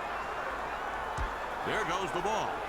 Blasted high and Won't even be able to return that one. One more play. I guess I should hang out for just a second, just in case. First and 10. They're going with one running back.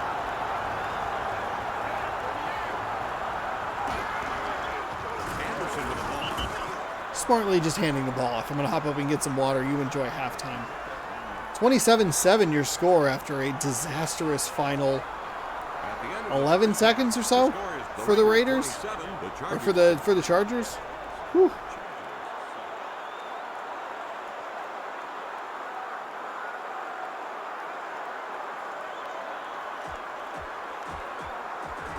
Connecticut is ready to get the second half underway.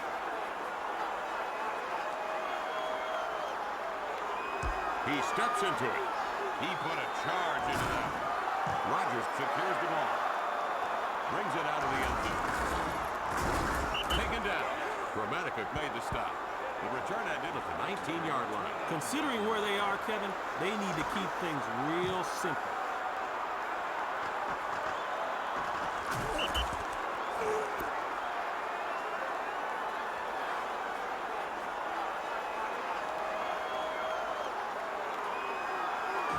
First and 10.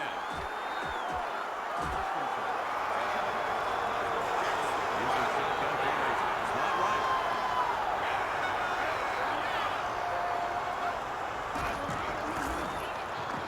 Throws, and it's caught. He's tackled. He managed a gain of 17 yards. Oh, that was a nice play. The offense gets a first down.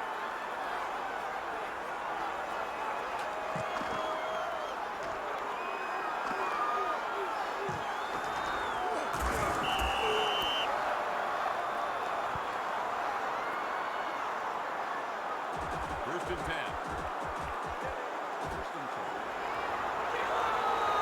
On the line, tilted to the weak side.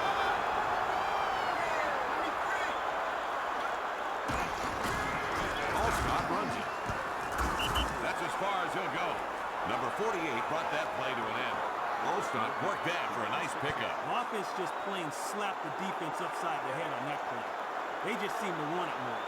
Fifth tackle in this game recorded by number 48. They got to find a way to block this guy. Second and 4.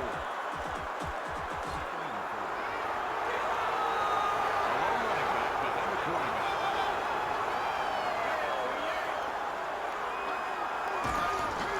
Drop.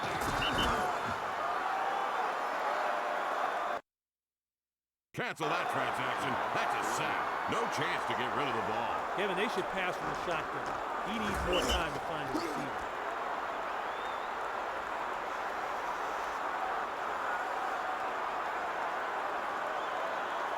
Third and 9.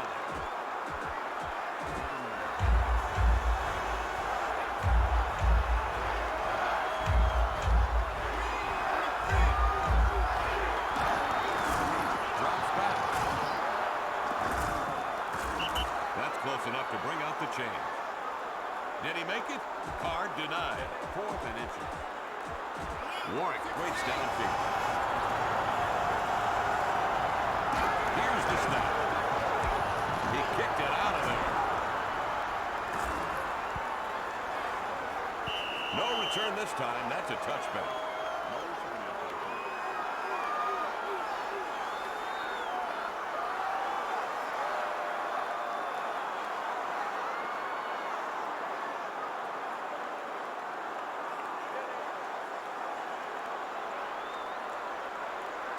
First and 10.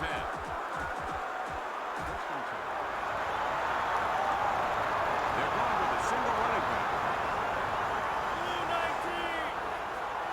Warwick in motion. Takes the handoff. He's brought down. Run stopped nicely at the line of scrimmage. The O-line didn't get it done. They got to get a better push up front than that. Second and 11. Receiver set. McCardell wide left.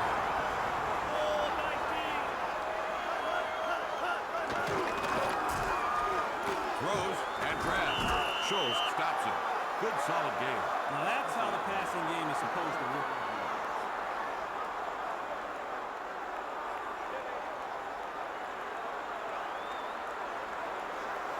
Third and 5. They're going with one running back.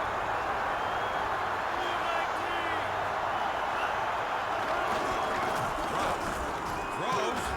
It's caught. Tackle made. A gain of 14 yards. Kevin, when the quarterback has time to get comfortable, his accuracy, stats, and paycheck all go up. Back just in time to see a nice catch there. Oops. That's not a thing to drop. First and 10. Still 27-7 here. Two-back set for the Raiders. I feel like it is difficult to really quantify how disastrous of a final 15 seconds or so of the first half that was for the San Diego Chargers. I mean, even look at that play. That play is a disaster, and still went the way of the Raiders. A good job by Brunell to feel the pressure, read the pocket, get the ball out of his hands, and still somehow manage to get a completed pass. But to give up a touch or an interception that immediately goes for a field goal, and then throw another interception that goes for a touchdown. Goal 19. Absolute madness. The Raiders offense being outscored. Oh, here's a mistake from the Raiders, but they can't take advantage. Leroy Butler steps out of bounds, and he had a lot of green in front of him.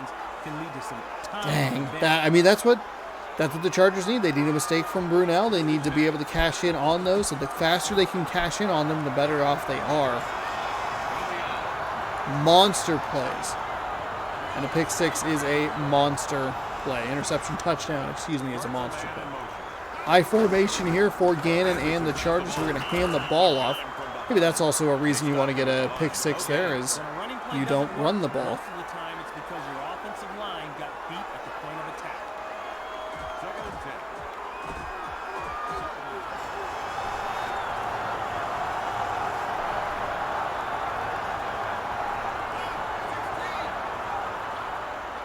We've got a heavy yellow hanky.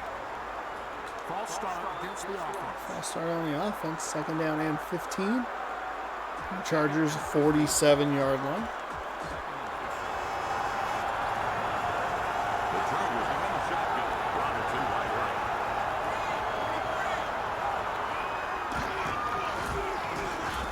Throws. Tipped and incomplete.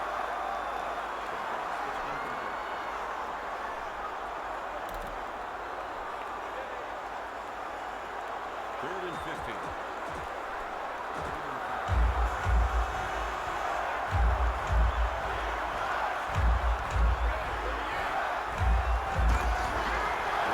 Third down and 15. Raiders send a little extra pressure, but it's picked up nicely by the offensive line. Williams is credited with the Pass isn't enough for a first down. It'll be fourth down and 6, 7 maybe.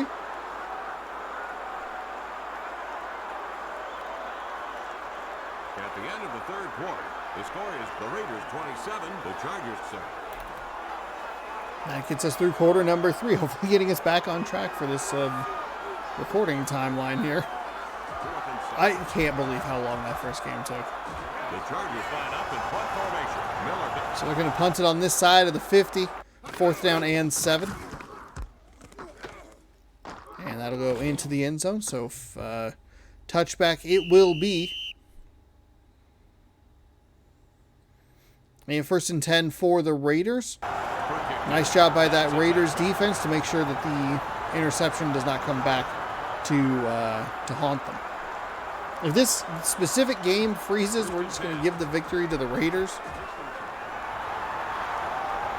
They're using a 4th and 3 defense.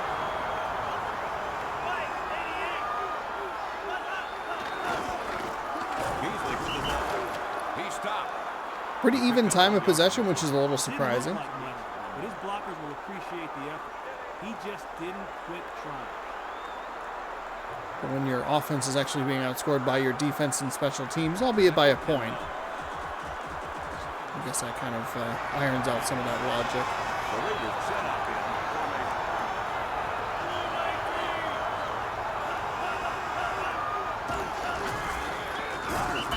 formation. Met in the backfield, now dropping back by the 23rd down and 10. Though I'm sure the Raiders more than happy to just start running the clock here. As we are in the fourth quarter, 20-point lead, no score change in the third quarter for the second consecutive game. Third quarter's your dead zone. Go up, get up, get some water, take a walk. Come on back for the fourth quarter and the first 2 quarters of the following game.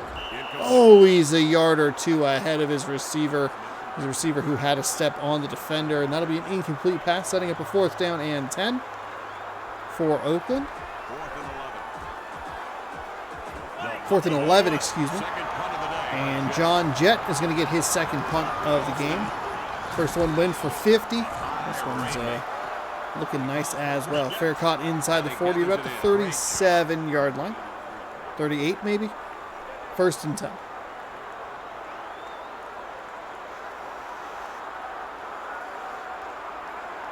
First and 10.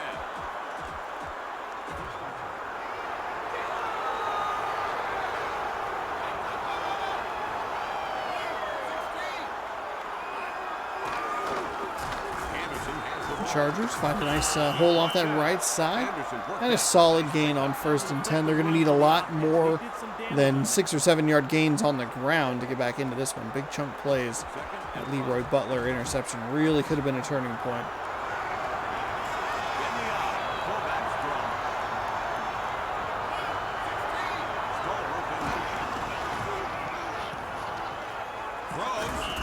Short little throw over the middle, and the Raiders will let you have those all day long because this game takes forever to let you get set up for the next play.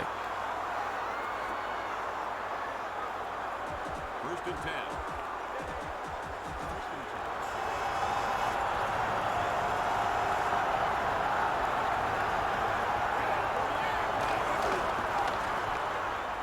Gannon drops back, fires over the middle. That was nearly intercepted. Probably should have been. Perfect position there to get that taken away.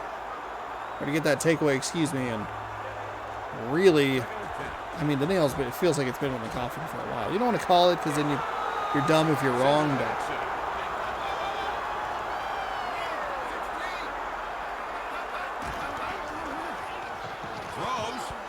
that's an incomplete pass. Okay, good, excellent.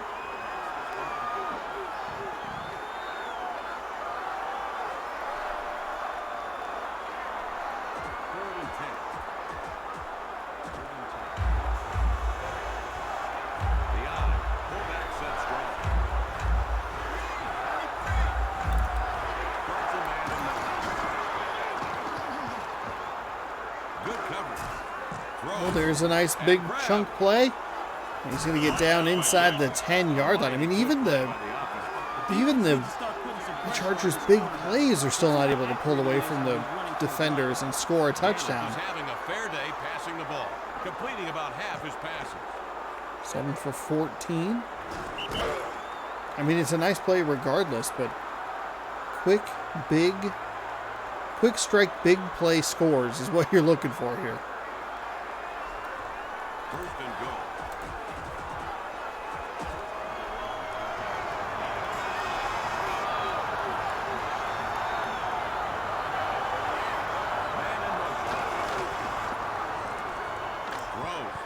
Goes over the middle into a lot of traffic. Couple of Chargers there. A bunch of Raiders there.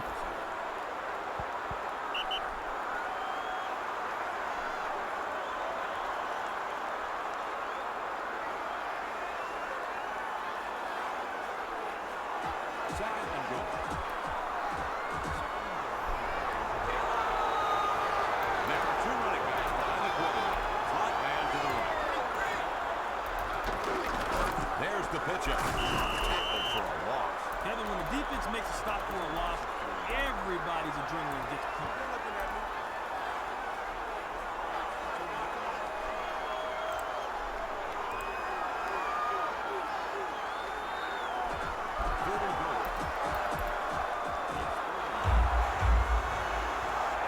The Chargers are going with split backs on this play.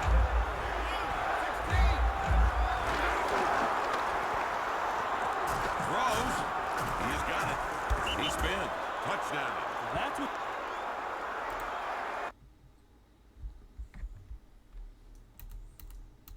you call team play by the offense. Everybody did their job, and the result is a touchdown. His first touchdown catch of the day. The drive covered 62 yards and took 8 plays.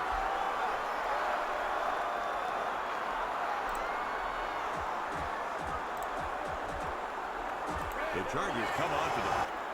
So the Chargers score a touchdown to make this a 27-13 game. It's up. Kick is up and the kick is good.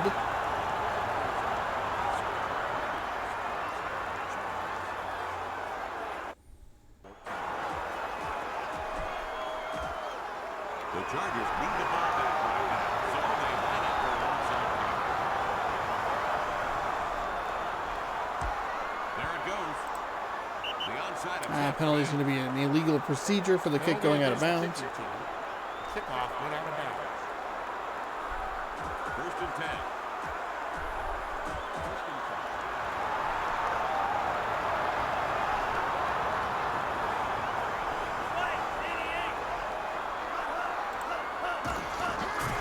It's a run.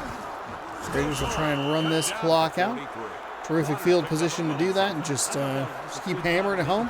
Chargers going to take a timeout to try and preserve as much clock as possible. But they are down 2 scores. I don't know if Leroy Butler scores that on that interception. Probably pretty solid field position, though, to give the Chargers a good chance to score something. There's the handoff. There's a big handoff. dose of negativity. He lost yardage. Great effort by the defense. Tremendous. The Chargers. But that could be the difference between these 3 timeouts being kind of pointless and annoying and me mashing through them, and them actually being worthwhile. Timeout for the Chargers. So 136 with 4th and 5 from the 40. Averaging over 40 yards per kick today. The snap. He kicks it out of there.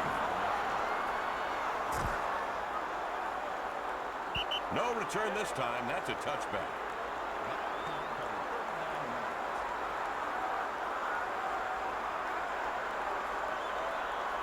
First and 10.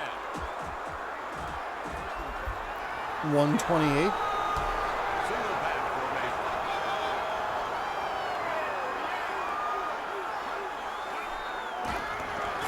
Drops back. Here comes the rush. Throws. Cannon over the middle. That's a good incompletion. 4 yards is not worth the amount of clock it takes for them to get reset and get that ball snapped. 2nd and 10.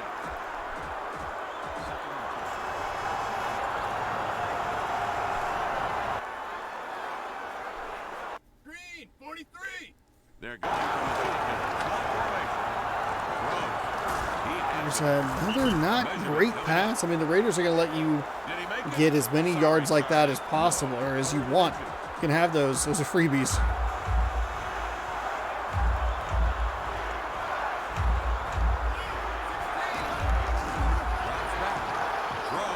Oh, there's what you're looking for. He's got pull away speed.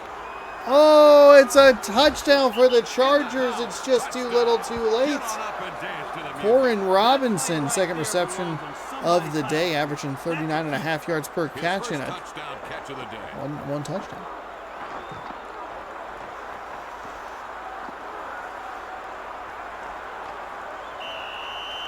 The drive covered 80 yards and took 3 plays.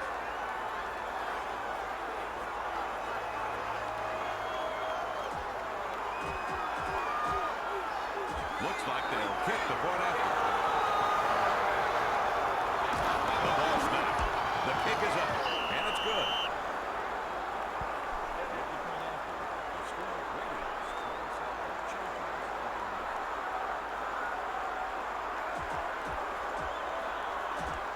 No surprise here. We're going to see an onside kick. Okay, so another onside kick. And they were down 20. Can they make a comeback here? Oh, it got bobbled around a little bit, but the Raiders are going to come away with it clean, and that'll be the end of the game. The Chargers made a valiant effort. Those timeouts actually came in handy, and even with a pretty lucky, good, incomplete pass, and then getting that completion right near the 1st down marker.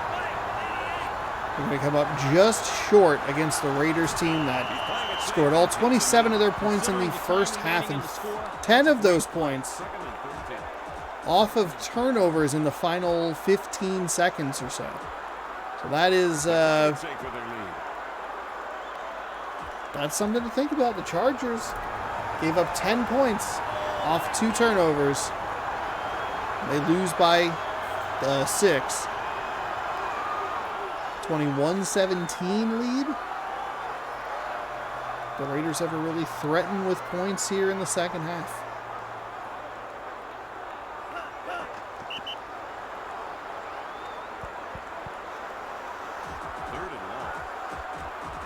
Final seconds tick away. I will close the cam and you can enjoy the highlights. We'll get set for the Packers-Falcons.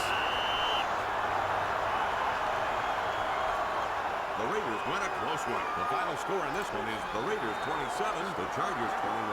Thomas is the winner of our Wilson game ball. 3 tackles, 1 interception, a 22-yard touchdown let's take return. A look at the highlight reel. Brought to you by Pepsi.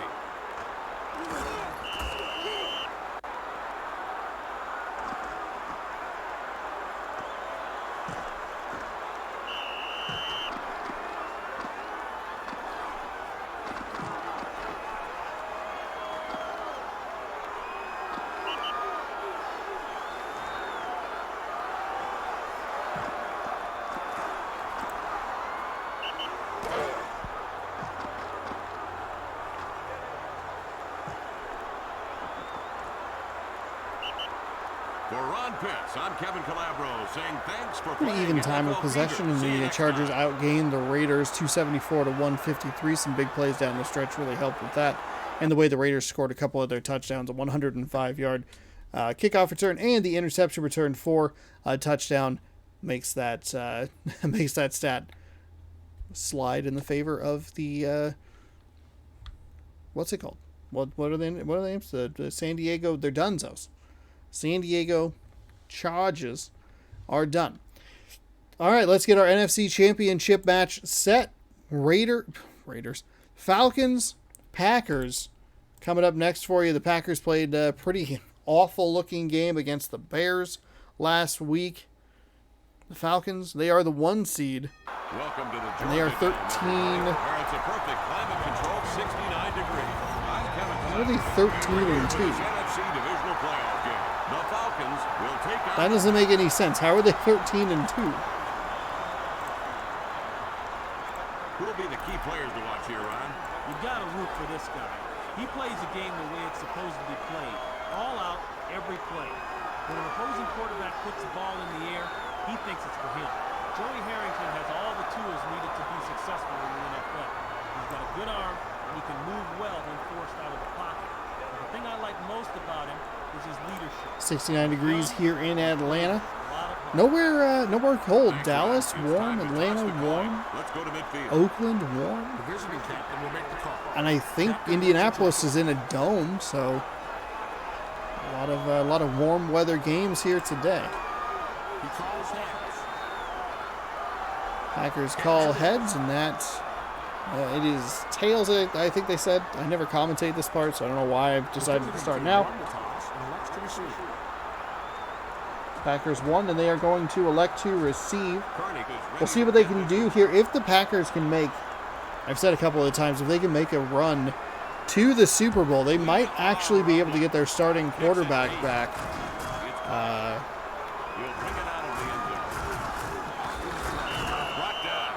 He was injured back in week number 10.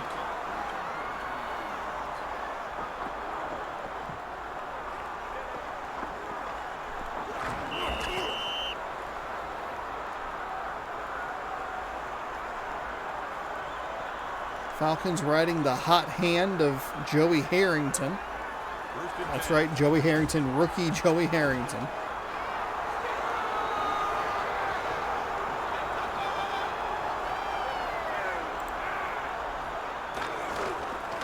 Takes the handoff. Stopped at the line of scrimmage. No line got absolutely manhandled on that.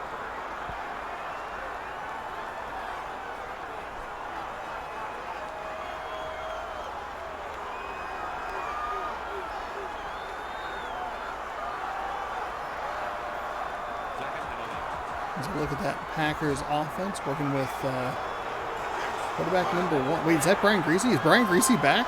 Was my math off?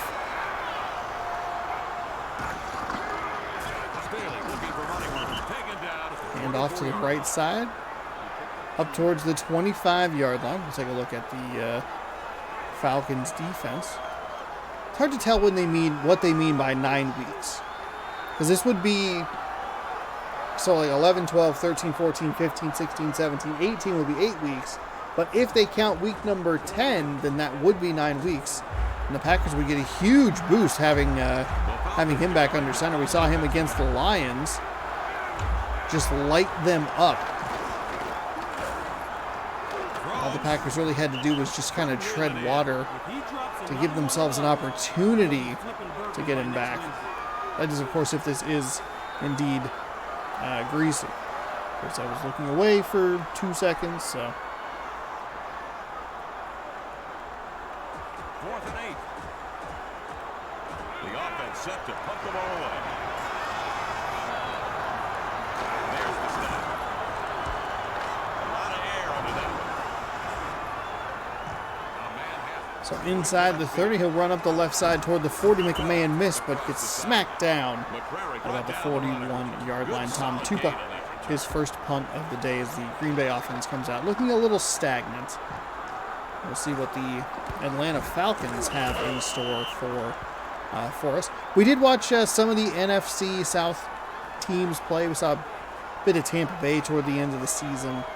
I guess that's probably the only team we watched. Atlanta was so good throughout this season. I think we saw them a couple of times early on, but they were in control of this division for a long time. Maybe even arguably the entire season. A bit of a surprise to see them in the number 1 spot in the NFC, but hey, probably just a good team. That is a solid run on first down. That is a monster run on first down. One up yourself. That is what you're looking for. Is that Warwick Dunn? No, it is not.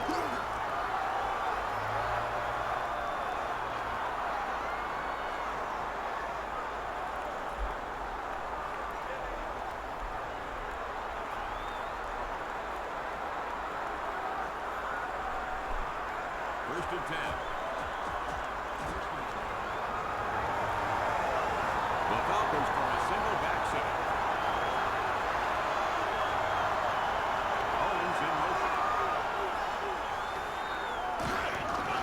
It's a pitch up. Pitch to the left side. That time the defense a lot more ready for it, and they'll stop him with for a loss of 3. Not with for a loss of 3.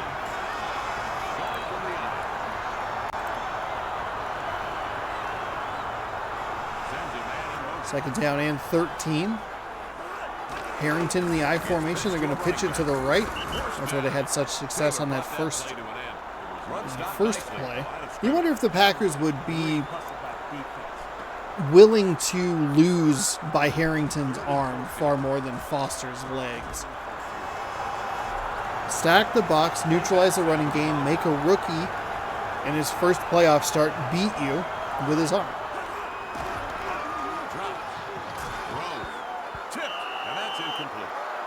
And then plays like that happen. Almost an interception.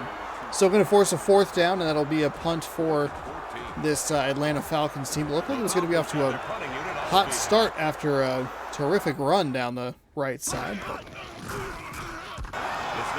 Drive stalled out. The Packers nearly touched that football. And Toby Gowan kicked it 39 yards, but it's going to be a net of like 20 as the ball will come out to the 20-yard line. So I guess a net of 19. First and 10. The Falcons deploy a 3-man front.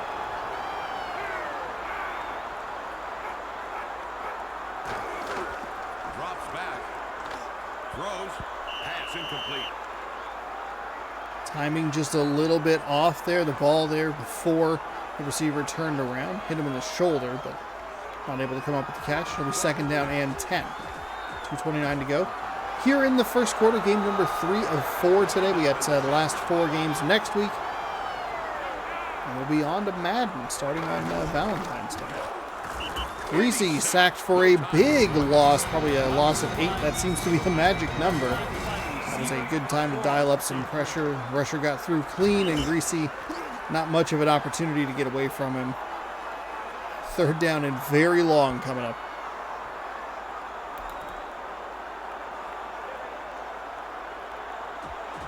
Third and long.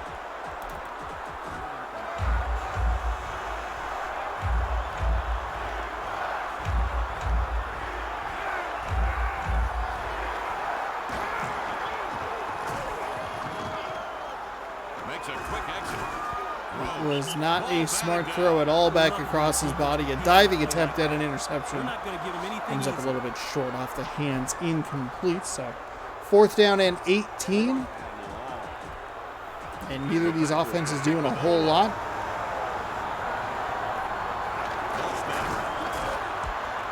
Atlanta, though, going to have very solid starting field position. All he needs to do is get 10 yards. And he might have gotten that to get right at midfield, maybe even into Packers territory.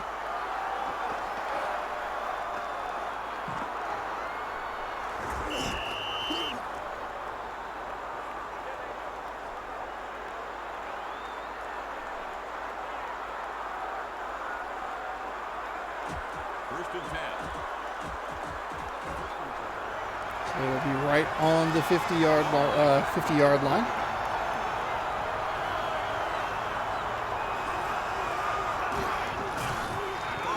There's a nice run off the left side. That's a gain of 4. 2nd down and 6. He managed to gain of 4 yards. That was a nice little run there.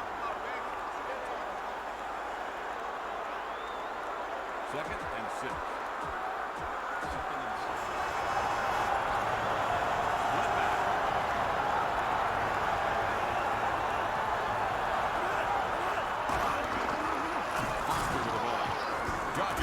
Oh, a huge run down the right sideline. Urlacher in pursuit. I can only tell because he's number 54. I saw his bald, ugly face in the defensive lineup. No doubt.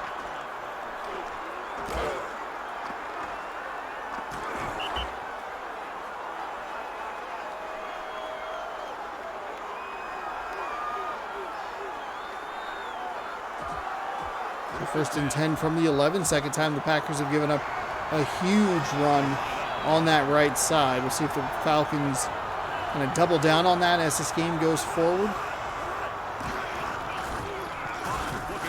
They will. It'll be kind of, again, that right side. Right up the gut off the center's right. Big gain. Second down and 1 from the 2.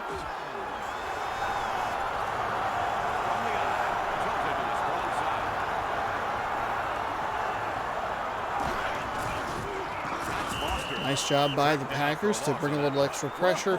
Looked like the offensive line maybe got a little confused and they were able to push them back a couple of yards. 3rd down and probably 3 from the 4. 3rd and 3. And that is exactly what it is. Was that the final play of the first quarter? 3, 2, 1. Oh, and they're going to actually get that off, and it's going to be short of the line to gain. He needed 3. He got 1.5 yards, maybe 2, as the game locks up here. It's working. It's working. It's reading the disc. He wound up making a yard on that play. Sometimes a runner has to take it on himself to get the ball across the goal line. At the end of the first quarter, we are scoreless.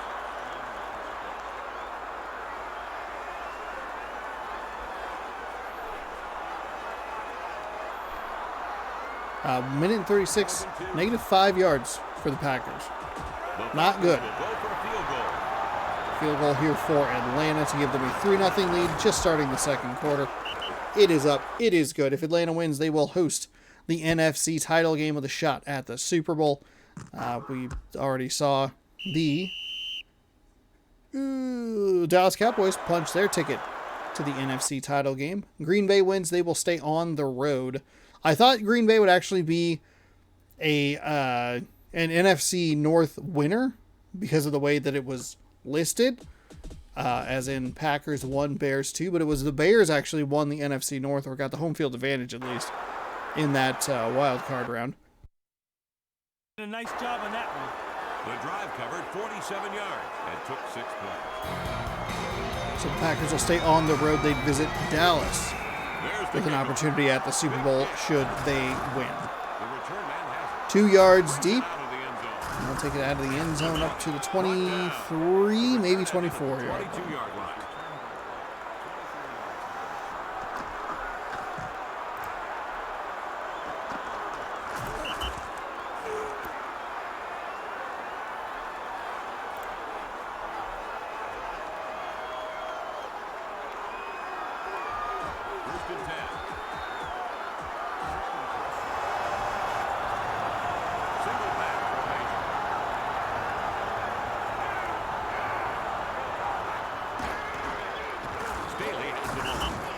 try the run game. It's been so successful for the Falcons. They'll go the right side as well.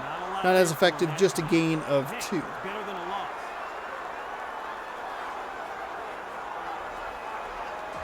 Second and 9. From the shotgun formation. Galloway wide left.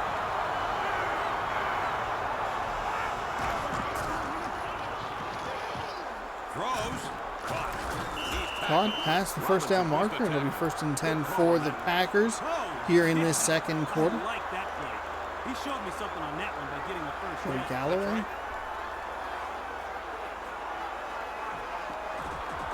First and 10. Four receivers on the field. It's not right.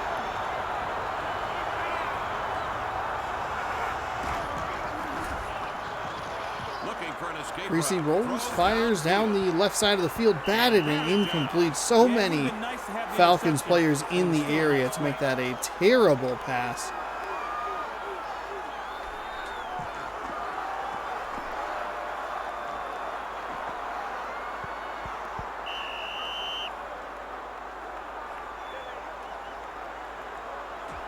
Second and 10. Two tight ends.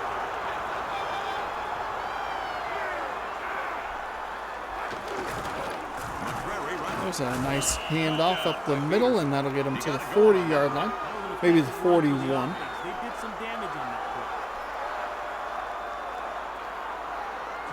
third and 4. The eye. Fullback sets strong. 3rd down and 4.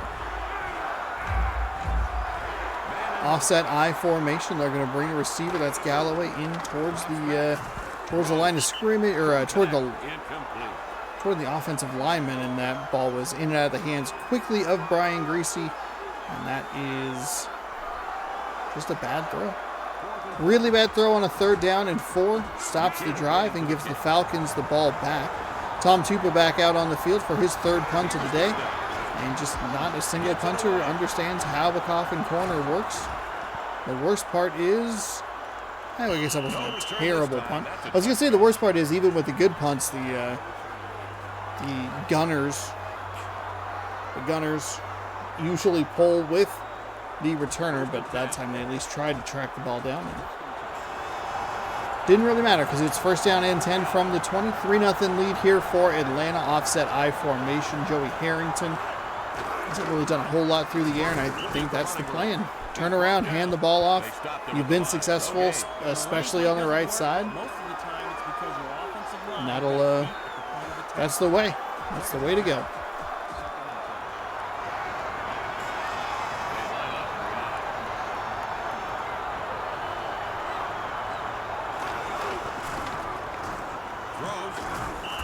That's a nice find and a really solid catch for the Falcons' 1st down. That's an offense built confidence.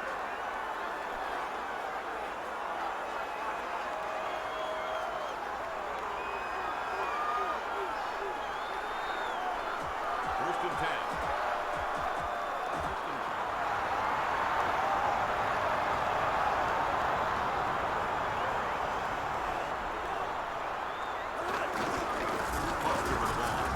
We got tripped up at the line as scrimmage, kept his balance for a few extra yards, and finally gets dragged down 3 yards short of the line game.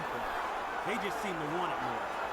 The game stops. 2-minute warning here in Atlanta. 2 minutes left in the first half. Two-back set. I mean, this is how you win a football game with a rookie quarterback or an inexperienced quarterback. Hand the ball off, get the defense to play well enough that look at that, 10 yards, or 10 attempts, 75 yards already. 7.5 yard average. Deshaun Foster playing very well. Shorten the game. Don't give Greasy and the Green Bay offense an opportunity to get into a rhythm. Work with, slim leads.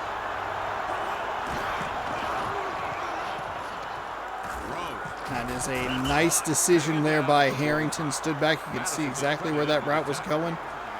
You go up and in and then break outside. That's what you want to see. It was on a third down as well, and that's a 1st and 10 conversion. 110 to go. I almost said 1:10. 110. Got to pick up the pace here a little bit. Not quite to midfield, and you're starting to run a little low on time. Plenty of timeouts. That was almost intercepted. You can see the Packers defender. Might have been Brian Urlacher, if my eyes are seeing that number, that blurry number correctly. Tried to jump in front of that route and pick it off. Take a look at it right here. Just missed it. Nice throw by Harrington. Probably need another 15 yards before the game tries to go for the field goal. 40 seconds to go. For Green Bay's defense, you got to just keep them to 3. Maybe get a turnover. Wow, that is how well the ball is bouncing for Atlanta off the defender into the hands of the waiting receiver. It'll be 2nd down and short. But you could give up some yards. If you hold them to 3, it's still a 1-score game. 6-0 isn't anything to panic about. You just give your offense enough opportunities to either get into a rhythm, find a big play to, I don't know, Galloway or something. You could even take a 1-point lead. That was a terrible throw. Defender all over that one, right in front of the receiver. I don't know if like the quarterback's head moves. It did look like he was just staring down a receiver. Probably giving this game a little too much credit. –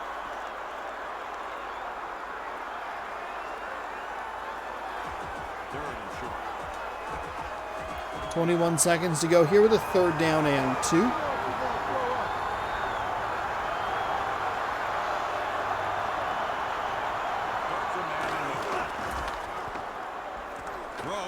Toward the sideline. Again, the correct decision by Joey Harrington. Throwing it to a nice out route. Get that conversion. Your receiver's going to get it or nobody's going to get it. That's what you're looking for. 13 seconds. We will see the field goal attempt here. This game does not really mess around from a clock management standpoint, which makes sense because it's very bad at clock management. So the Falcons knock through another 3, and it is 6-0 as we get ready for half. Both field goal attempts happening for the Falcons here in the 2nd quarter.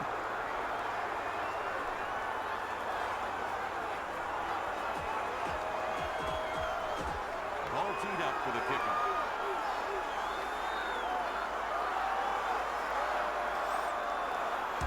He kicks it. Got all of that. He holds it So we'll see what the Packers do with this kickoff return. They will return it from the end zone. It's going to make a couple men miss, and he is off and running up the left sideline. He's free and clear. There isn't a Falcon in the frame. He is at the 20. He's at the 10. 5. Touchdown for Green Bay. Des White, a 101-yard kickoff return for a touchdown. The 3rd one we've seen today. Every game so far has had a kickoff return for a touchdown. And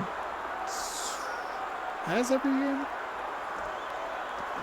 The Raiders game for sure did. The 49ers returned one early to make it like kind of close. And it might have been every single, no, the Raiders were the home team. Wow.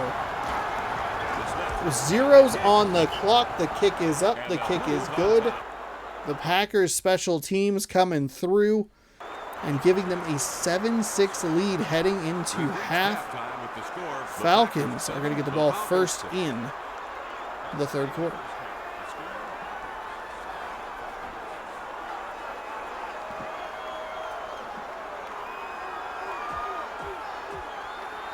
We're waiting for the referee's signal to start the 2nd half. I did miss the stats there. Green Bay hasn't done anything on offense. He steps into it. And that's what you need. I mean, you need an interception to set up easy points, solid field position, or, hey, what about a special teams touchdown? Do the Falcons have a response? They don't, because for some reason the game initiates contact on the returner. You just got to try and outrun them. Hope that the defender took a bad angle. Use your speed to your advantage. But instead he runs into number 44, who he is most likely going to outrun.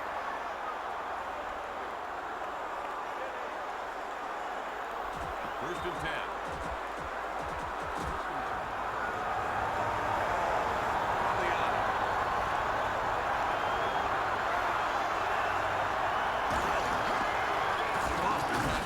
We're going to see a holding penalty here.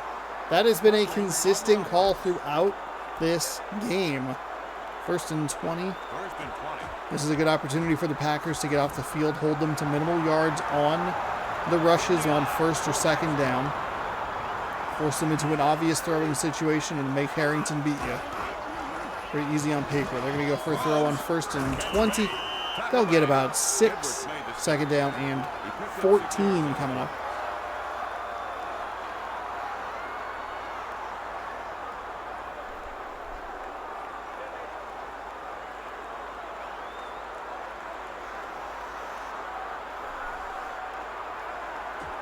Second and 14.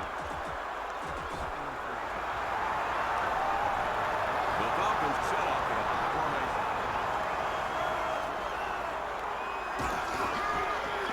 Hand off to the fullback. You know, I kind of like that call. Try a little bit of trickeration. Hand it to an unexpected player. Maybe a draw. Didn't work for the big explosive play that you were looking for. I mean, maybe you're just looking for half of the yards there. So the 3rd and 7. Instead, it went for about 1. 3rd down and 13. This is a terrific opportunity for the Packers defense to get off the field. They try to bring pressure. It is well read, and that is going to be an interception by number 52. And that is Mike Peterson with a pick, 11 yards on the return. A terrific turn of events there for Green Bay and fans of Green Bay who would love to see them win a title in one of these seasons. I mean, you go back to that Bears game last week. They threw an inexplicable pass. Just go to overtime. Neither offense has been good. You just gave them a free 3 points. Anyway, the Falcons' offensive line and the running back did a great job to pick up the pressure that Green Bay had sent. Harrington just with a bad throw. And it's 1st and 10 Packers. Greasy with an almost as bad a throw. It was as poor a decision, but still pretty terrible on that one. That's into about triple coverage. Really rolled left. Bought himself all that time to just throw that pass.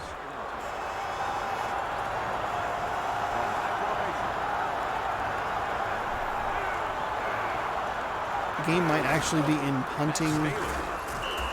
punting position. Maybe now they're in field goal position. Pickup of about 3.5.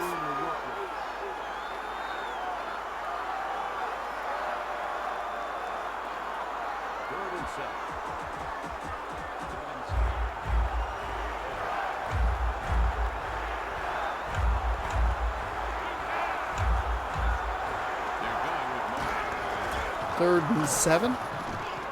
Greasy throws over the middle. He finds a receiver, but he's going to be tackled a yard short of the line to gain.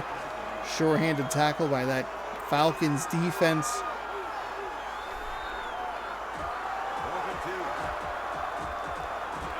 And 4th and 2 was going to force a field goal kick. So a good job by Atlanta to force 3 after the interception. Matt Stover's along his 39 as he is 1 for 1. The drive covered 8 yards and took just 4 plays. Those plays over the middle that we saw on 3rd down are usually super dangerous with like just a ton of traffic in the way, but found a receiver and I thought he'd actually be able to wriggle free for a 1st down. But no such luck as the Packers are only able to get 3 on the interception. However, it's still better than punting the ball for a net gain of like 10 yards. Or a net difference of 10 yards. We punted from the 30 and they got the ball at the 20. And like, what are you doing? Tried to get something started with that return, but there just wasn't anything there.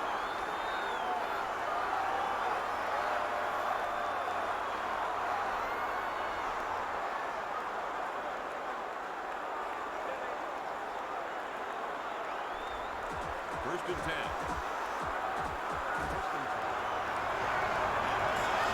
Going from the other.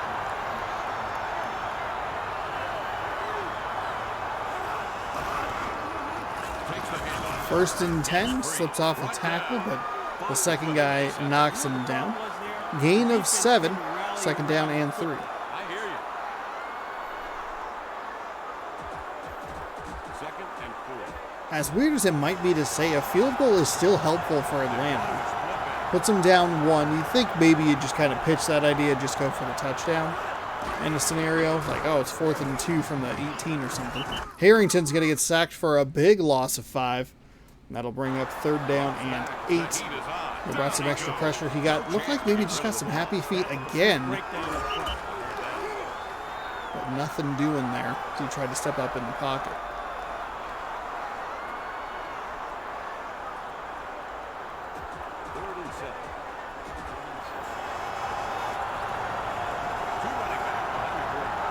They're down in 7. Yardage correction. Harrington was split backs, 2 receivers to the right side of the screen. So you go toward that sideline, and that was where Tom Brady was pretty successful, or actually where Joey Harrington, I should say, has been successful throughout this game. But that is going to be 3 yards short. And they'll punt the ball back to the Green Bay Packers, who have not looked good offensively. Thanks to a turnover and a kickoff return for a touchdown. That is how they have their points. They were able to get just enough to get into that field goal range. So it's kind of a big loss from the Falcons, because the field goal range in this game is a lot different than it is in any sort of sensible football scenario. First and 10.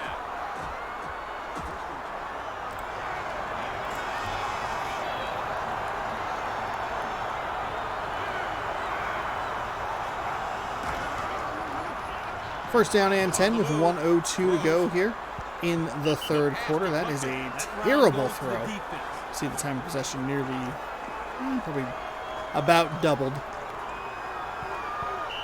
Back across his body, trying to find maybe a fullback over the middle of the field. Yuck, yuck, and yuck. Second and 10.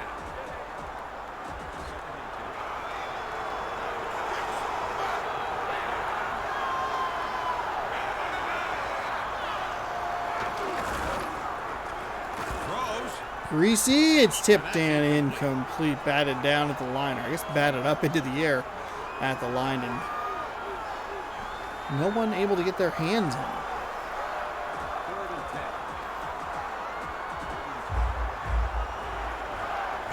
The Packers set up in high formation. Man in motion. Throws. There's a throw, a dangerous pass, and that is a very quick 3 and out. Not seeing the Packers run the ball at all. 3 straight incomplete passes, very little time taken off.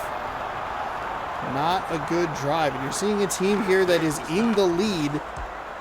Looks like a team that maybe should be getting blown out by like 30. And he collects it. Nice work by the Packers have not looked good the last couple of times we've seen them, and that Bears game was just awful. I think it was every touchdown was like 80 plus yards.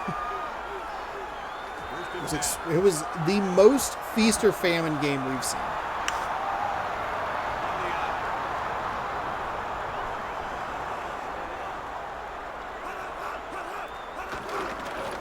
Foster with the ball. And taken down near the 30. He got it upfield nicely. Nice run. I like that.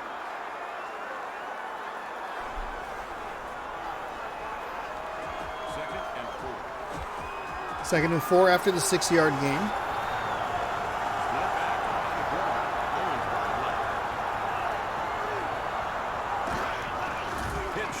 Pitch to the left side, and he is off to the races inside Packer territory. And Deshaun Foster is averaging 8.4 yards a carry. Green Bay needs to just load the box and commit to stopping the run. They've forced a Harrington interception. They've been able to get pressure on him, either force a bad throw, get a sack. First and 10. But Foster has been absolutely electric from the running back position. The I don't know if Green Bay has the offensive rhythm or ability to try and tie this game up if they are to fall behind by a field goal. Urlacher going to get his 5th tackle of the game. One of those weird plays that would have just been better as an incompletion. Just drop the ball, don't worry about it. You're going for a diving reception for 3-yard loss. Gross.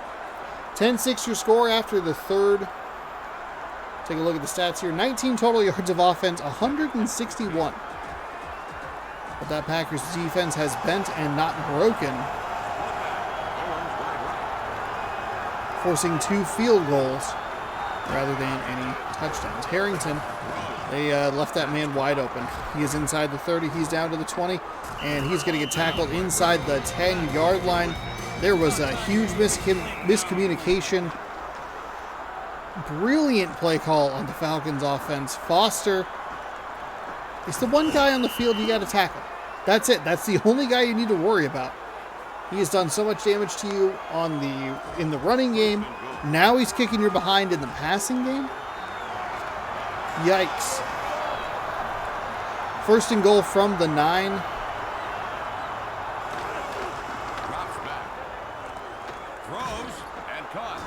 That is an easy touchdown for Ricky Dudley. 3rd reception for him. 1st touchdown of the game. And the Falcons, just like that, lead 12-10. Extra point pending. Terrible, terrible route taken by Brian Urlacher to even try and get a tackle. Didn't really even make any effort. The drive covered 75 yards and took 5 plays.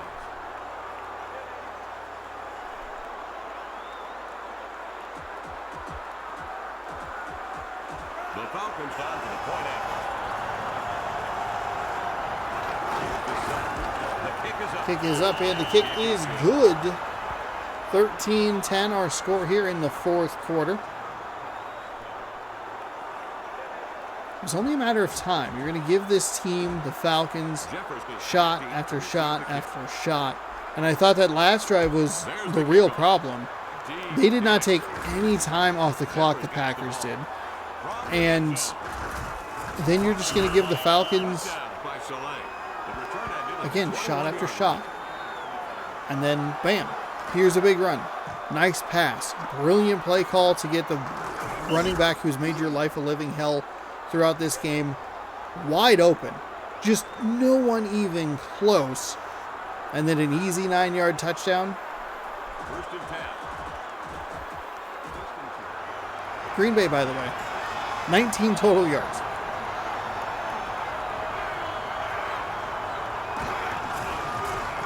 They're going to try the run now, which is backwards from how I would have done it. Their line got absolutely manhandled on that.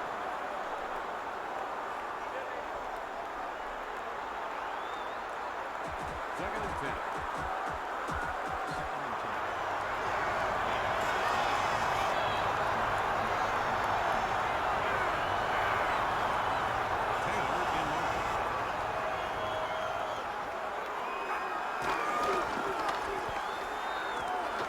Second and 10, and the throw is just wide of the receiver. Past the outstretched fingertips. Oh my goodness. How on earth did the Packers even make the playoffs? And how on earth did they score big, giant touchdowns against the Bears?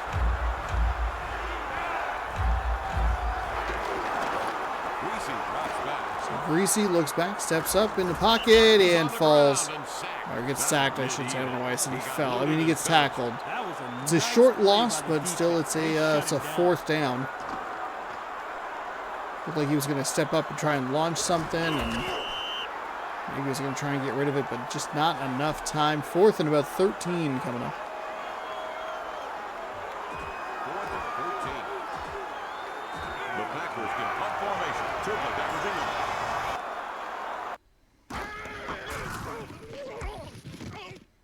Kick is away. Fielded at about the 31-yard line. He'll run up the right side, trying to avoid this first Packers defender. He will successfully do that. 2nd guy gets him. And they are right, just shy of Packers territory or midfield.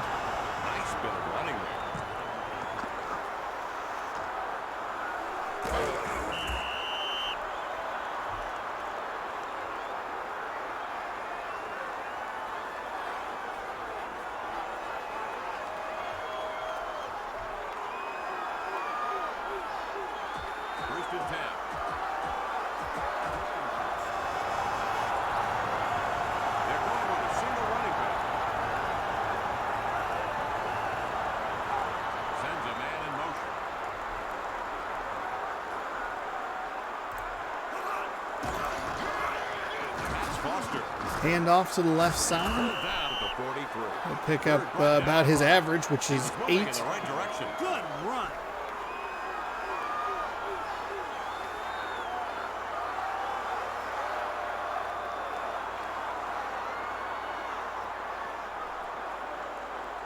Second and 2. This is the last stand here for the Packers defense with 2:39 to go in quarter number 4. Second down and 2. There's the Going to pitch. pitch to the left side, and that is just too easy. They're inside the 30, and he'll be tackled at about the 28-yard line. I'll tell you this.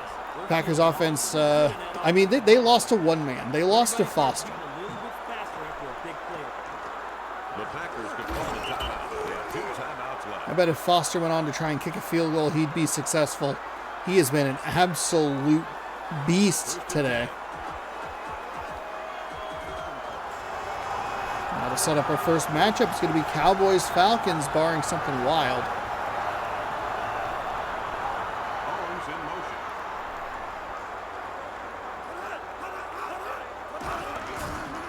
Foster gets the ball. Foster tries the middle, but nothing doing there. I guess that was technically the right side. Nuts. Looks Trying like to run up Bobby the Buffalo's gut. about to run out of food. Straight up rabbits. Second and 10.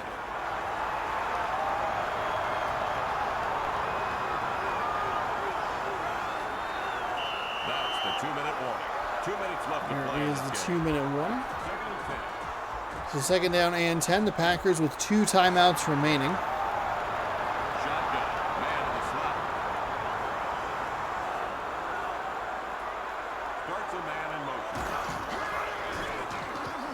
Harrington's going to throw the ball, find a little out route, and he is free and clear. And again, initiated contact. Even though he did not need to, he could have reached for the pylon. That probably should have been a game-sealing touchdown, but instead, you're going to have to fight for it for a few more yards. I mean, look at him, he is clear, engages. For no reason.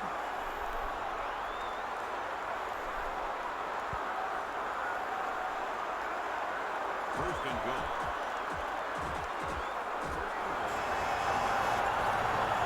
From the outside, tilted to the strong side. Owens in motion. Pulled down from behind. Not really sure what happened there, but a nice play by the Packers defensively regardless. Sweeter when they see Take a timeout here. They'll give themselves a shot if they hold them to 3. They just will have to get a touchdown rather than the field goal to tie. The touchdown will win it. It would be 16-10.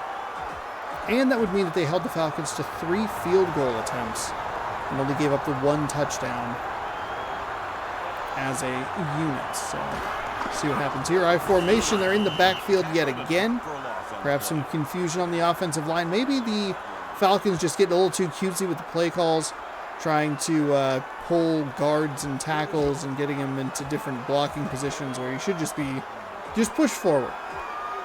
Move the men forward. They want to keep the clock moving and not take any chances.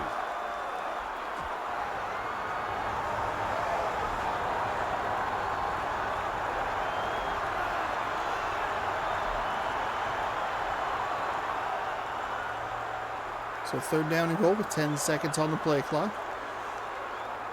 Green Bay's going to get this with like next to no time remaining. There's no reason for the Falcons to put this in the air, but they're going to. This is about the only Packers' chance at this point. A pass over the middle. They needed an incompletion there. Oh, that's gonna do it. Green Bay's not gonna have enough time to do anything. The Falcons almost bailed them out, though. An incomplete pass and an interception would be just unbelievably disastrous. And that will do it. They'll hold this for the remaining 23 seconds, and that will do it for the Green Bay Packers season. Their offense was absolutely anemic today. They lost to like one guy. One guy running the ball all over him. Had a nice reception. 2 out of 2 on field goals in the game.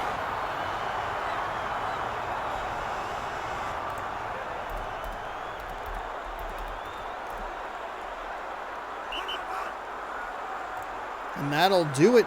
Atlanta will be hosting a playoff matchup for a chance at the Super Bowl next week against The Dallas. Falcons win a close one. Our final score here in this one is the Falcons 13, the Packers 10. And that'll probably be our the first game, because that's how they do it here, or in like in real. It'll be Today's Wilson game ball. the 7.5-yard average, 17 attempts for 128 yards.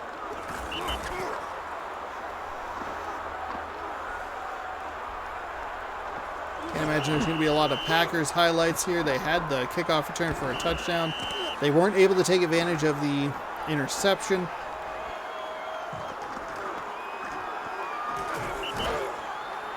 The interception there right on cue. Thanks for playing NFL Fever, everybody. See you next time. 16 total yards of offense. That is how unbelievably bad Green Bay was. They had 173 return yards. 105 of those, I think, were a kickoff return. That is disgusting. All right. Here is the final game. It's actually the Jaguars and the Ravens. I thought it was an AFC North team, but I was pretty sure it was the Colts. I guess it didn't even matter because the Colts didn't make the playoffs, so way to go. We're staying in the warm weather, by the way. Welcome to Alltel Stadium, everybody, where it's an agreeable 65 degrees. With me is Ron Pitt, and we are here for this AFC Divisional Playoff game. The Jaguars will take on the Ravens. Who will we be watching tonight, Ron? This is someone I like to watch. He's got all the tools that define great defenders. I like his mental toughness and team attitude as much as his speed and reaction.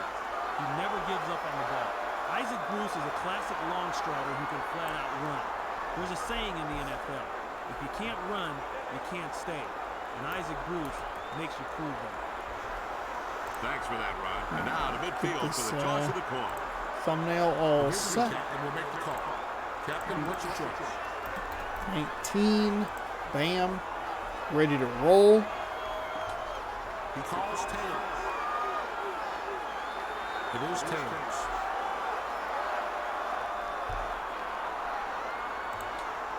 The visiting team won the toss and elects to receive. All right, so the Ravens are going to get the ball first here in our final game of the day. Welcome to Jacksonville, everybody. Winner gets to go to Oakland, so you get a warm weather game next week.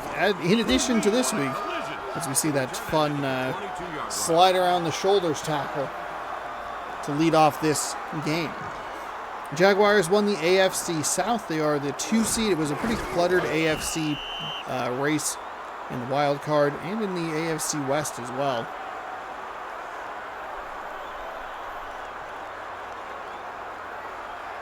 First and 10.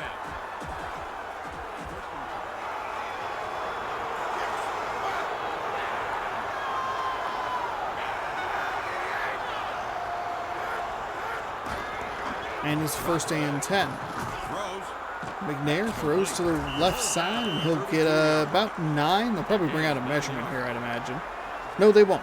Steve McNair, Joe Horn, Edner, and James.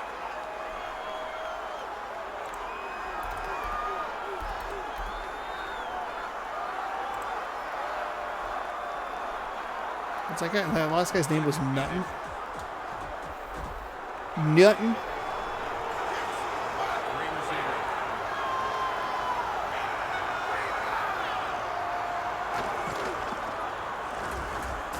Here comes the rush.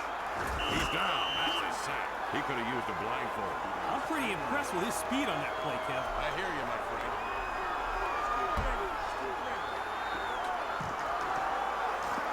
Take a look at the replay here. Trying to get outside. Number 51 comes down. Maybe a QB spy there and sacks McNair. So what was like a 2nd and 1 is now a 3rd and long.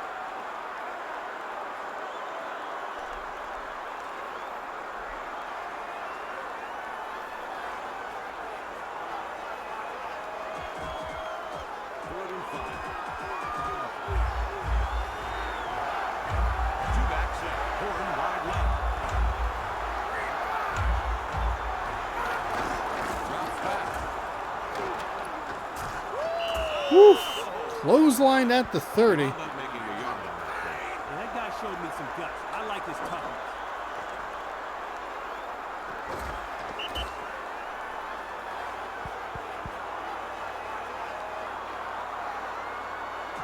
Fourth and 3. North is the punter. So 4th down and 3. The punt is away, and the Ravens do nothing with their opening drive. Fair catch. One punt, 49 yards. Good kick and And no we'll see return. the starting offense. There's Warwick Dunn, Trent Green, Isaac Bruce. It's a pretty solid trio right there.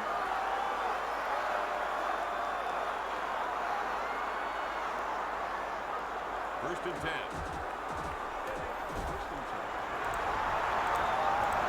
Single back center.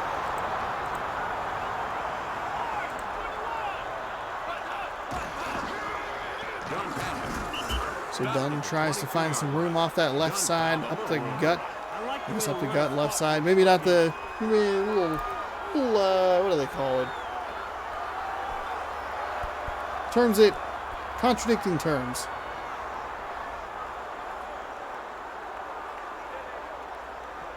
Second and 9. Two back center for the Jaguars.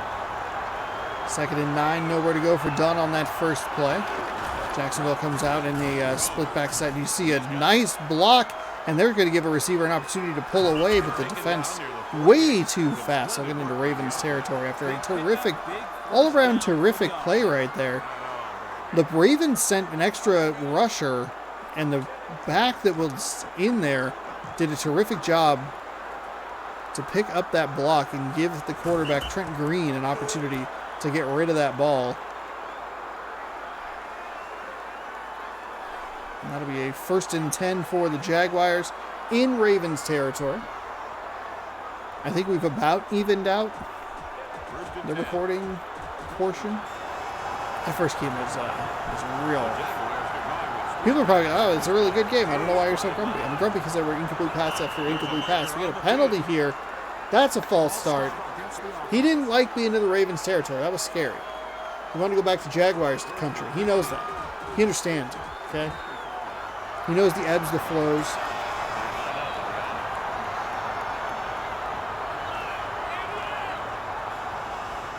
It's where he's comfortable.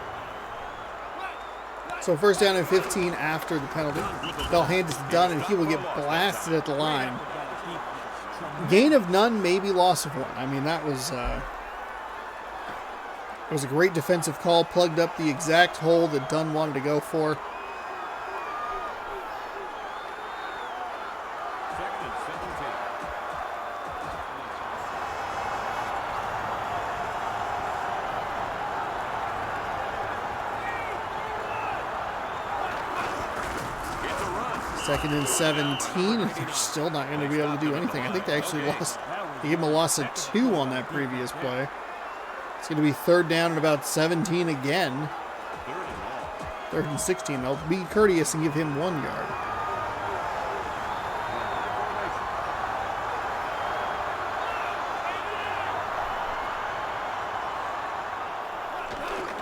Green drops back. Throws. The pass is caught. Green Simmons makes the tackle. finds a receiver, but too many negative yardage plays. And the Ravens are going to get the ball back. 4th and 7 from the 45 yard line. Punt formation. There's the snap. Sky high kick. God, I want to see a block punt so bad.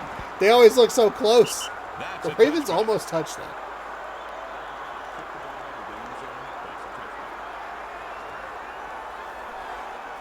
It's like the very rare time where you see them, like ideally you would pull it pretty close to like straight up, right? And then angle it like whoop, more and try and, I don't know. I formation for the Ravens. Ooh, a beautiful spin move, and he's off to the races. A man chases him down. A defender gets him after he crosses the 40-yard line. Probably not as exciting as I called that, but finally a good spin move. I mean, we can be happy about that. Everyone who watches these videos can be happy about that spin move right there.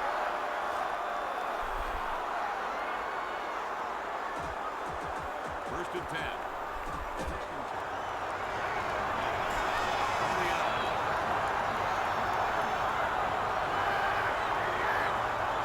Jackson in motion. Sellers for the ball. So first and 10 after the nice play on, or after the previous play. Goes for a bunch. The second one's going to go for -1. Second and 11. Both teams more than happy to keep this ball on the ground. A little more surprising with the Ravens having Steve Air McNair in the backfield.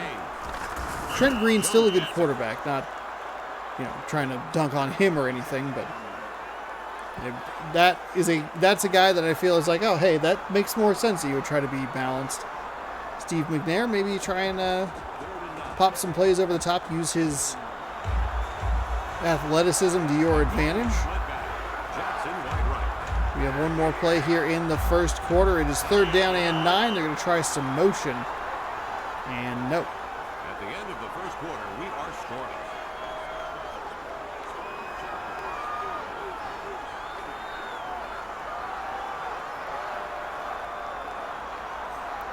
Pretty even time of possession. Yardage slightly favors the Jaguars. The score deadlocked at 0 through 1 quarter. Ravens need a conversion here on 3rd down and 9. Welcome back to Jacksonville. They're going to bring some pressure. He'll throw it out to the running back in the flat, and that'll go for a loss of about 4 yards.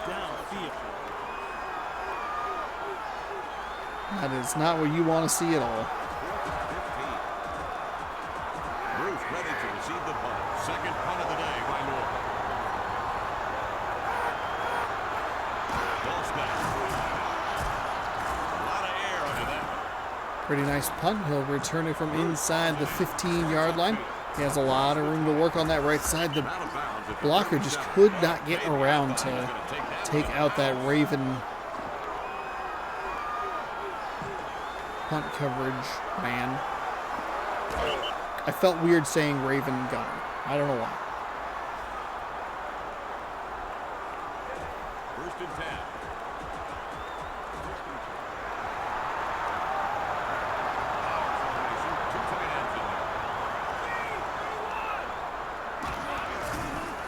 First down and 10. Oh, we had a nice gap to run between those tackles.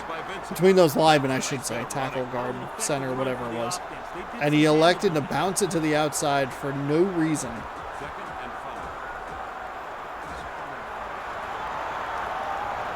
Going from the other.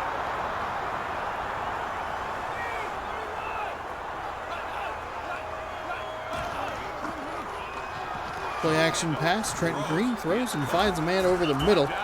He gets into Baltimore Ravens territory. That'll be a first down. Nice play call there. He was wide open in one of the more crowded areas of the field. First and 10.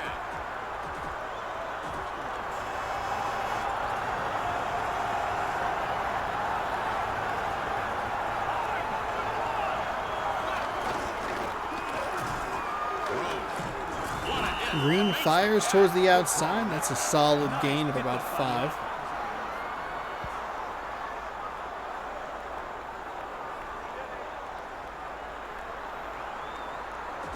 Second and 5. The Jaguars will run the shotgun. Bruce wide left.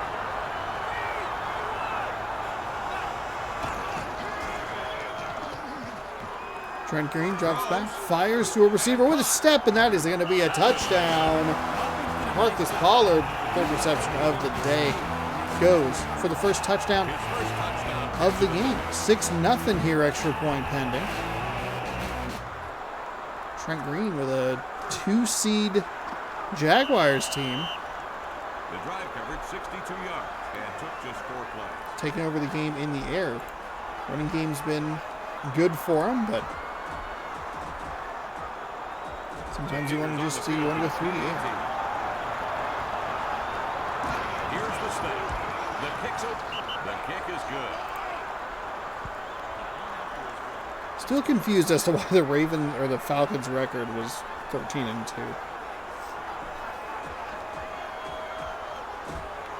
waiting for the kickoff. There goes the ball. Great kick. He hauls it in.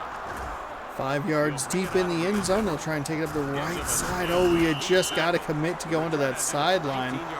Get a couple of your guys to maybe If they can get points block on this and drive, it'll give them all kinds of confidence. yeah, I mean, you got to give 31 a chance to chip number 99 and use your speed to accelerate through the hole.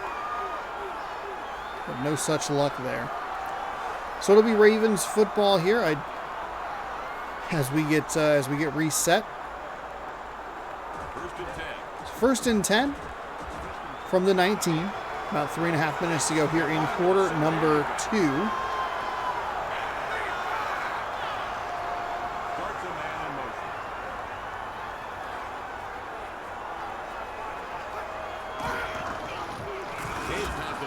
Oh, there's a nice run off the left side. Tried to initiate some contact. Stiff-armed one guy down, but blocked or smacked down by the next guy that's on.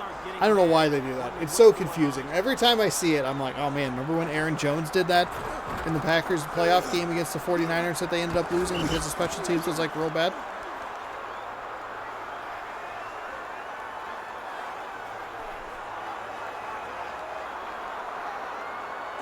First and 10.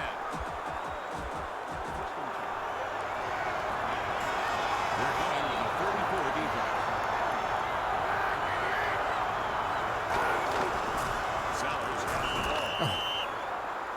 Tackled in the backfield. They tried to go with the little misdirection, work against the grain, but a disciplined tackle there causes a 2-yard loss.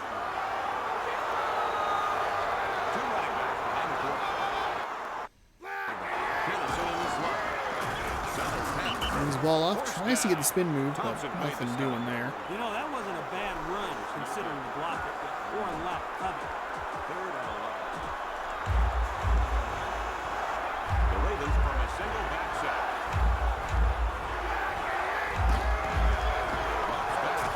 McNair drops back, rolls to his left. He's going to fire over the middle. He has a receiver. He'll get up to about the 40-yard line, but it's still a couple of yards short, and I think the Ravens are going to have to punt the ball away to a Jaguars team that's starting to get into a bit of a rhythm offensively. Not what you want to see if you're a Ravens fan.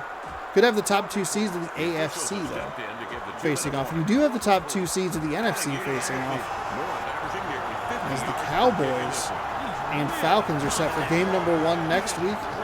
Oh, it's a fake punt for some reason. He's going to throw it. It's well short. He caught the ball. Why was that a fake punt? That is not the opportunity. It doesn't make any sense. It was a terrible throw. He looked forever down the field.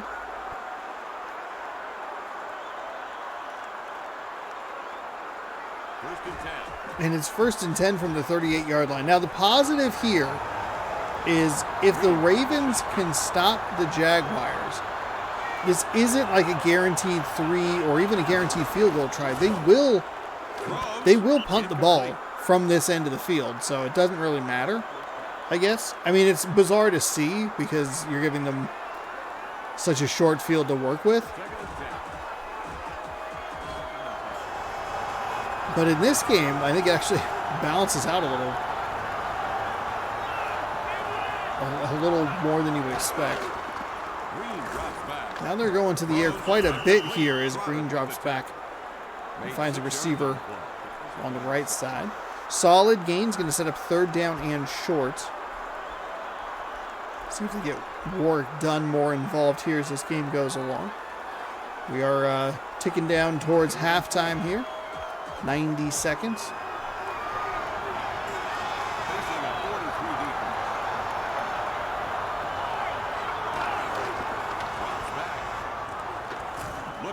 He's going to roll to his left, throw it. That's probably should have been pass interference, but they don't really call that a lot in this game. And that might get the Ravens kind of bail themselves out there on the defensive side. We'll see if they go for the punt or the field goal. I would assume that they're going to go for the punt because this game is really done. Yeah, there's no reason you should be doing this.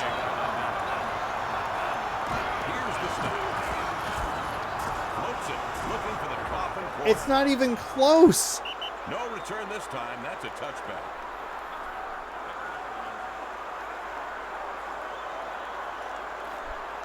The ball was on the 33-yard line of the Ravens, and now it's on the 20, or the 33-yard line of the Jaguars, and now it's on the 20 of the Jaguars. For those keeping score at home, that's 13 yards difference.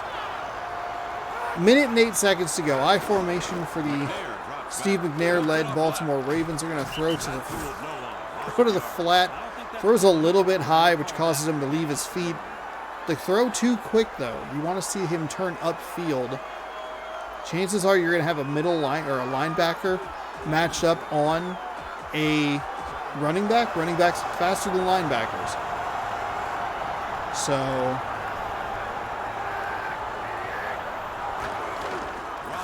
give him a second to get upfield. It's a throw and a diving attempt at a catch. Would have put him at a 3rd and 5, but it is incomplete. So 3rd down and 12. And judging from the Cowboys and Falcons offenses in this one, should be a pretty good game next week. Mercifully, the 49ers and Green Bay Packers, two teams that just look confused, won't be in the NFC Championship. That was a terrific call. Absolutely loved that blitz call. They sent him through. He was clean and clear to lay a big smack on Steve McNair. Forcing a 4th and 20. Blaze it. And a punt.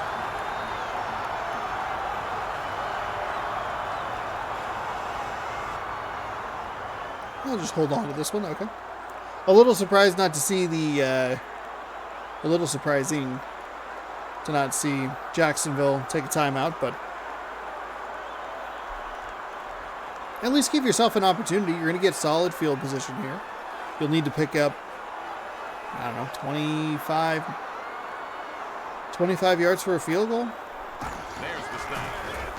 The ball's in flight. Calls a fair catch, and he'll collect it. Great net yardage on that kick.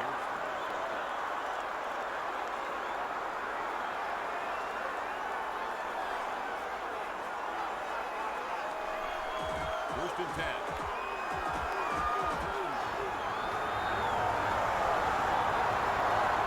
6 seconds to go in this one. I mean, look at this. Good field position. 30 yards. There's, a terrific defensive play. The receiver had a step. He had exactly what he wanted. But the ball was not where it needed to be, and the defender able to get a hand on it or an arm. Whatever it was. If he misses that ball with that dive, that's an easy 6.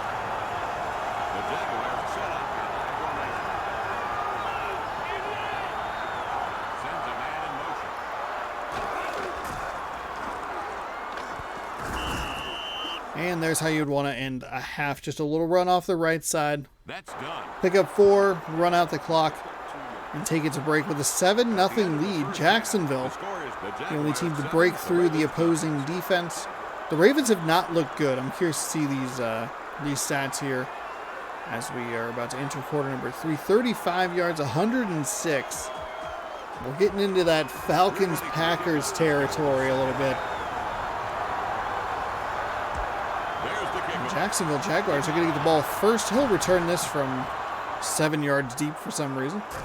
And there is the 20-yard line, maybe the 21. So 28-yard return gets him right where taking a knee would have. Brings it out of the end zone. Kennison stops it. The return ended at the 20-yard line.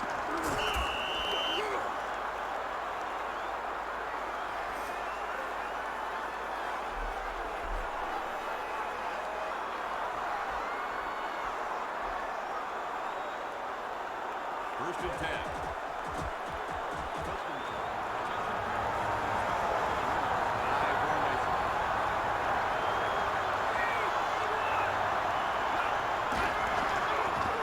Whitman with the ball. And Whitman with a nice run off the left side.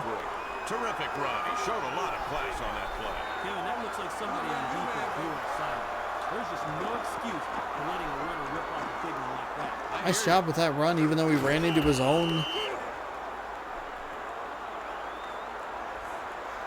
Ran into his own blocker and still made got a hefty chunk of yards off the left side.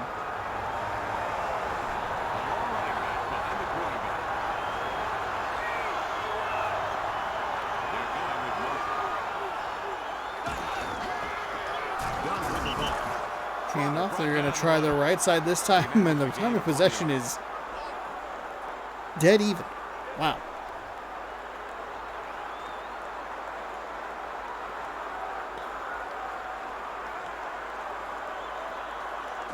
Second and 9.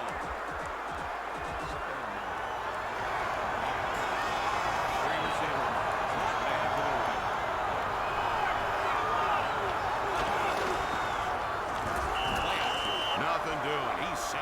No time, no escape route. The line's got to give the quarterback Looked like some form of play action pass, but nothing doing there, and that's going to be a sack. Got to the top of his drop and just had a man in his chest. 3rd and 13.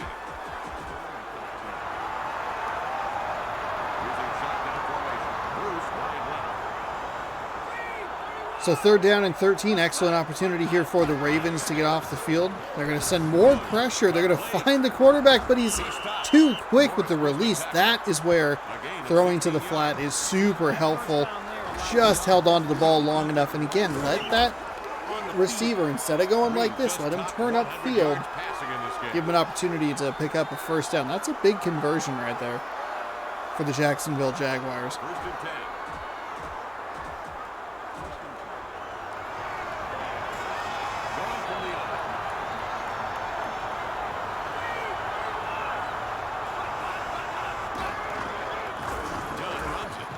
Done with a huge hole up the right side. He is inside the 10-5. He is going to score 6 attempts, 45 yards. That's a 7.5-yard average. And I'm going to go with all of those yards on that one play. I mean, that was... Where were they? Well, we'll take a look at the chart here. 10, 20, 30, 42 yards, I think, on that last run. So we had 5 attempts for 3 yards. Then one goes for 42.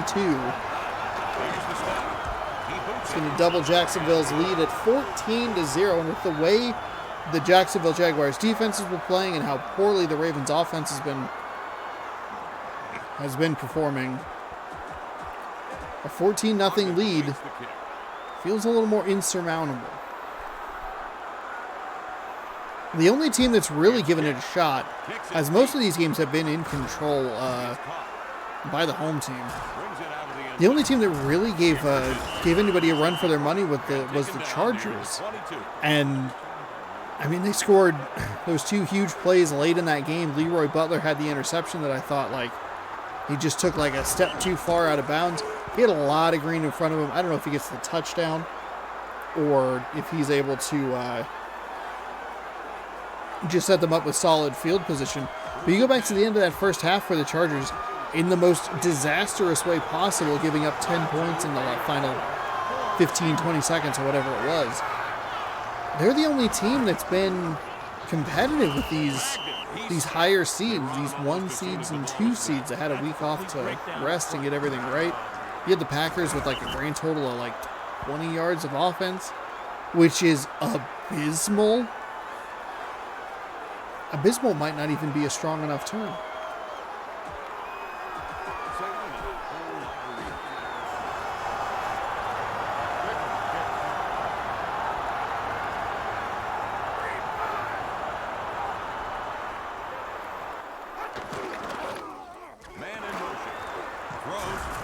There's a nice play for the Ravens. It's about a 15-yard game. They needed 17, but they got most of it, so I think they have one more play to do it. Should be a 3rd and short unless my downs are off by 1.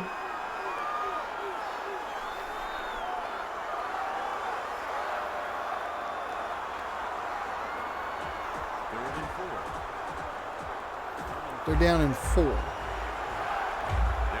with one running back. I mean, I guess technically the Packers would have had the best shot because they held their opposition, or their opponent, to the fewest number of points. But, like, I mean, even to get those points, they needed all the help that they could get. They needed a turnover deep in Falcons territory. Got that. They needed a special teams or defensive touchdown. They got the special teams touchdown. I mean, offensively, they did not challenge at all. They had 170-something return yards and 20 yards of total offense. Oh, you got to just stick it and hit that hole. Oh, my goodness, that should have been a monster gain, but a little indecision from the running back, Edner and James. That's going to set up a 2nd down and 3 inside a minute of quarter number 4.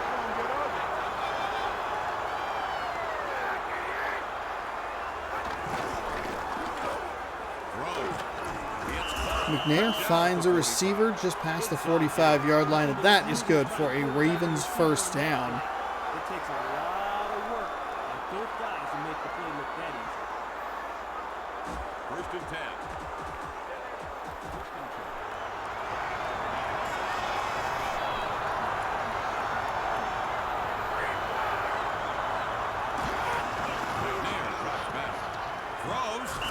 It's a nice find towards the outside.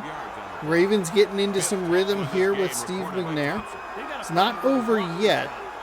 Obviously, we have a long way to go here with one whole quarter. This is what the Ravens need, though. This is where you go, okay, maybe we're not quite done with this. With the way the Ravens had played,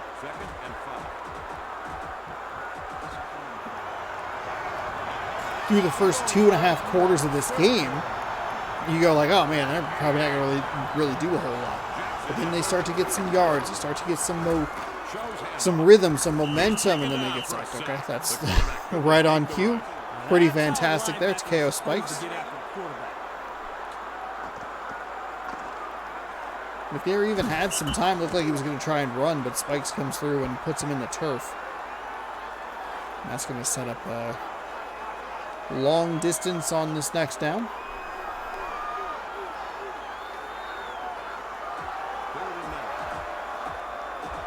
3rd down and 9. But right when you see them get into some rhythm, you kind of go, okay, maybe they can do it. They get a score here, a stop on the next drive, try and capitalize on your rhythm. Oh, there's a nice completion. McNair is 9 for 10 for 48 yards. The yards aren't monster numbers, obviously, at all. It's like a 5-yard average at best. But he's 90% throwing the ball. Let him dink and dunk down the field. Just don't turn it over and give yourself a chance here to make a play on defense, get a stop.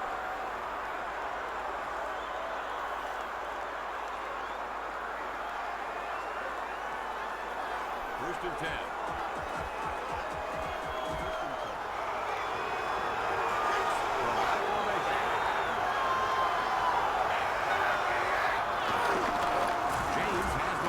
There's a big old play right up the middle. Edner and James with a nice one. Offense just plain slapped the defense upside the head on that play. They just seem to want it more.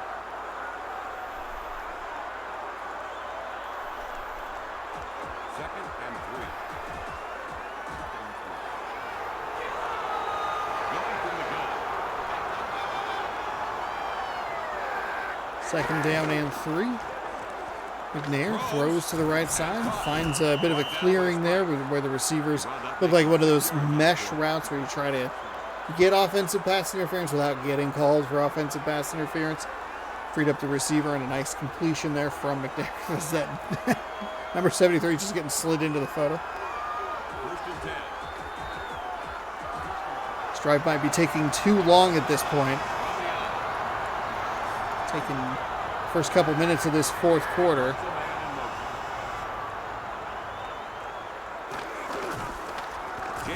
Try a handoff. He hit the L button and did a little stutter step 2 yards too deep in the backfield, and defense caught up with it. Ravens just pretending that the clocks don't even exist.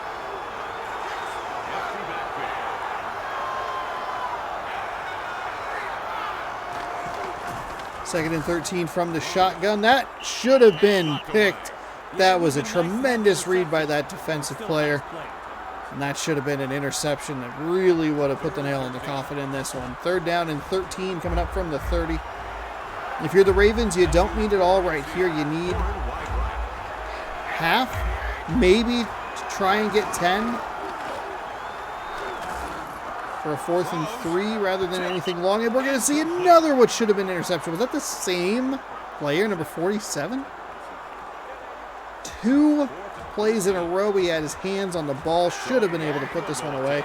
And for some reason, Baltimore's kicking a field goal. This game makes no sense. You got to go for it on 4th and 13. Keep in mind that this is the same Ravens team that went for it on 4th and 10 on the other side of the field. This doesn't make any sense. This game doesn't make any sense. They even overcame a couple of sacks in there. And it's 14-3.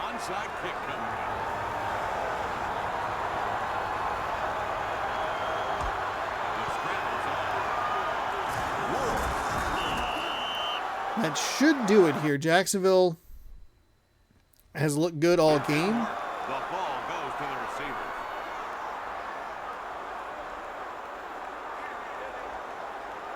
First and 10.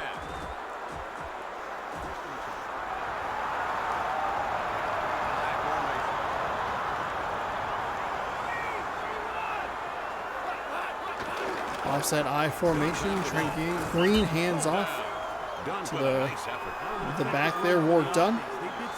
They'll pop to the right side. Pick up 4. It'll be second down. Actually, it's 28. Oh, it's done. We have hit the 2-minute warning. 3 timeouts for the Jaguars and the Ravens. I specified the wrong team about the timeouts. 2 minutes to go in this one. Jacksonville looking to go to Oakland for a warm weather game, and that's a pretty bold play right there. Putting the ball in Trent Green's hands and throwing it to the left side. Will help them out here, skipping some of these little cinematic things.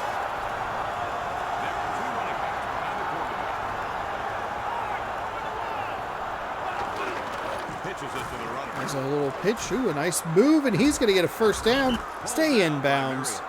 Maybe down inside the 15-yard line. We should see a timeout here by the Ravens. There it is.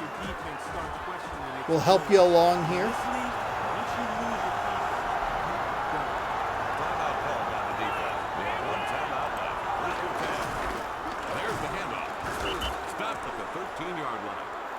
We should see the third and final timeout for the Ravens. 1:35 to go. It's 2nd and 10. I mean, the Ravens going for that field goal gave themselves 0 chance to come back in this one, at least with a touchdown. And that was a really long drive.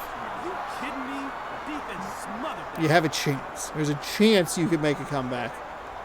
Kicking 3 is just so unhelpful. It's like unbelievable that they did that. They're just trying to run the clock.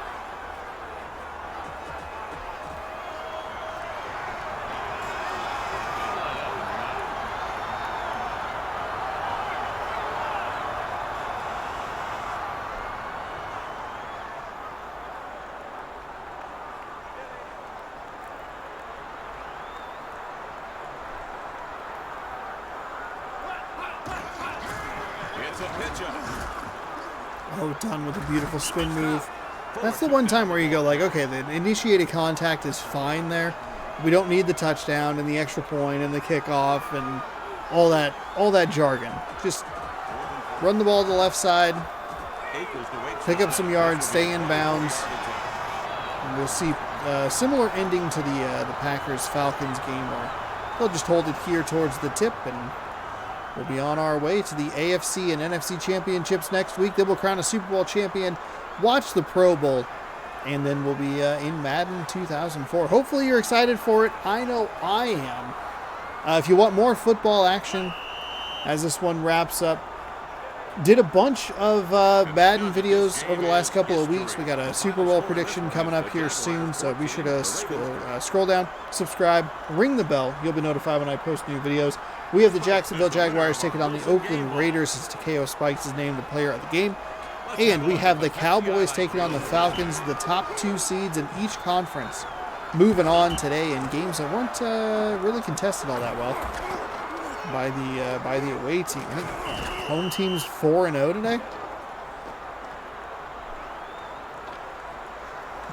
Let me know what your picks are down in the comments below. Who's going to win the Super Bowl in this one? I don't know. I thought the Cowboys looked better than the Falcons today. And I thought the Jacksonville Jaguars look good, but I'd go probably Raiders, Cowboys, maybe Raiders. The Raiders were the best looking team today, in my opinion. But let me know what you think down in the comments below. Thanks so much for watching. We'll get this thing saved, and we'll get on out of here. Save Dynasty.